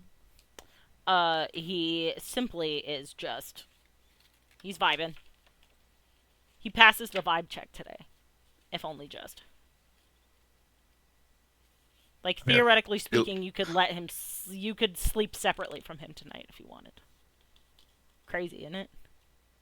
Yes. Yeah, he's going to make sure that he gets like a proper run out, so he sleeps properly tonight. Just sort of, if there's a yard for him to go and ride round, he'll do that. If not, he'll probably take him out the city for a proper ride and bring him back in afterwards. Yeah. There's like a kind of, I guess you could call it an arena that like is meant for horses, but it's big enough that he could get up to shenanigans and have some fun. Yeah, I should hopefully, fingers crossed, keep him from being a little shit. A little shit trademark. When it comes to being dramatic, he is definitely the GOAT. Oh my god. And you know what? Your fellowship phase is complete. We'll start our journey next time. And, real quick, we're going to do a quick little sign-off because it's already gone, like, 45 minutes longer than I thought it was going to, so I'm sorry about that. Really quickly, where can you find you two giant nerds on the internet? Cyber, it requires unmuting. If you're trying to talk, we cannot hear you. I thought you were sorry. I thought Shambles was going for. I apologize. Hey. You can find me right here on Twitch at Cyberman_360, where I stream roughly 2 days a week with the occasional pop-up stream when I have the time to do so. Currently making my way through the glorious game that is Hollow Knight Silksong, and that game is slowly but surely taking over almost every aspect of my life. It's fucking fantastic. You can also find me over on Spotify, where I co-host a podcast with my very dear friend Mr. Jacob Russo called Archive Panic, the next episode of which we have set a recording date, and so our next episode, which will be a return to Marvel, will be going live within the next couple of weeks or so. So be sure to go ahead and go over and give us a follow over on Spotify. That's Archive Panic. What movie? What movie? Keep an eye on The Amazing Spider-Man. Ooh, like that's the Andrew Garfield one, right? That is the first of the two Andrew Garfield movies, yes, directed by Mark Webb, who I'm fairly certain was only picked because of his surname. But yeah, that's yep, yeah. There we go. Slow burn, but you got there. And Listen, I have to go run another tabletop game and play in another one by the end of today. I'm allowed to be a little bit zooted. Leave me alone. Fair play, but yes, that's where you can find me here. And oh shit, I'm on TikTok as well. Cyberman_360 TTV, which is where I've been posting various different clips from the streams as well. So if you want to check out highlights from the various different streams I've been doing, then that is the place to find them. Okay. One such highlight that's a particular favourite of mine is me telling Cyber that it's bad to step on mines before he goes ahead and steps on a mine. Or a more recent favorite when we were playing Sea of Thieves a couple weeks ago, and Han blew us all the fuck up. Yep. See, I was being cheeky with the mega keg. I lit it and then unlit it, and I was also ready to light it and jump off the side of the ship. But when you told Han that it would be faster to get to the outpost, we just blew ourselves up. She took you seriously. So, as was her right. It was that was mainly. I thought it was her left, to be honest, but that was mainly the most funny because right as Cyber went to pick up the keg to put the fuse out, it blew up in his hands. So. Yeah, right in my face. Explosion. Anyway, as far as I'm concerned, right now this is where I live on the internet. I do streams with SpecTop sometimes. You'll see me, I think, in a couple of the... I'm going to be playing Repo with Huel in a couple weeks, and I've never played the game before, so... Sorry in advance if I make your ear bleed, if I make someone's eardrums bleed from the shrieking. Han says, I was helping. Funny. I agree. You were helping. You committed to the bit, and I couldn't be more proud. Genuinely. I'm going to be playing with Repo with Huel in a couple weeks. Obviously, we do this here. Yeah, and then I'm fingers crossed hoping to maybe get into streaming like on my own Twitch, which I haven't. I've like been getting it set up, but I haven't actually done it yet. But I play a lot of cozy games, a lot of MMOs, a lot of obviously Lord of the Rings. I think I have every except for like Shadows of Mordor. I have Lord of the Rings Online, Tales of the Shire, like those kinds of games. Really love them. And yeah, I'll probably be starting that up in the next couple of weeks. But yeah, what about you, Shammers? What's up? So, you will only really find me, and albeit very sporadically moving forward, unfortunately, here on SpecTop. Which you'll probably see me in Dubbed Attorney if and when that comes. When that comes back, you'll find me here on SpecTopTable. You might find me in a couple of other SpecTop things here and there, but otherwise, I'm a very difficult man to find on the internet. So that is, yes, that is where you can find me. He's busy as fuck. Yay, for work and uni and other shit that I've got going on and other projects and yeah, so. All right. We're gonna sign off real quickly. First of all, make good choices, be a leader. Don't do anything I wouldn't do more than once. If you do, take pictures. This week's safety brief. Don't add to the population, don't decrease from the population. Don't end up in the hospital, newspaper, or jail. If you do end up in jail, establish dominance quickly. We will see you again, same time, same place, next week, here on SpecTub. Have a fantastic rest of your day, everybody. Thank you for watching. Bye-bye!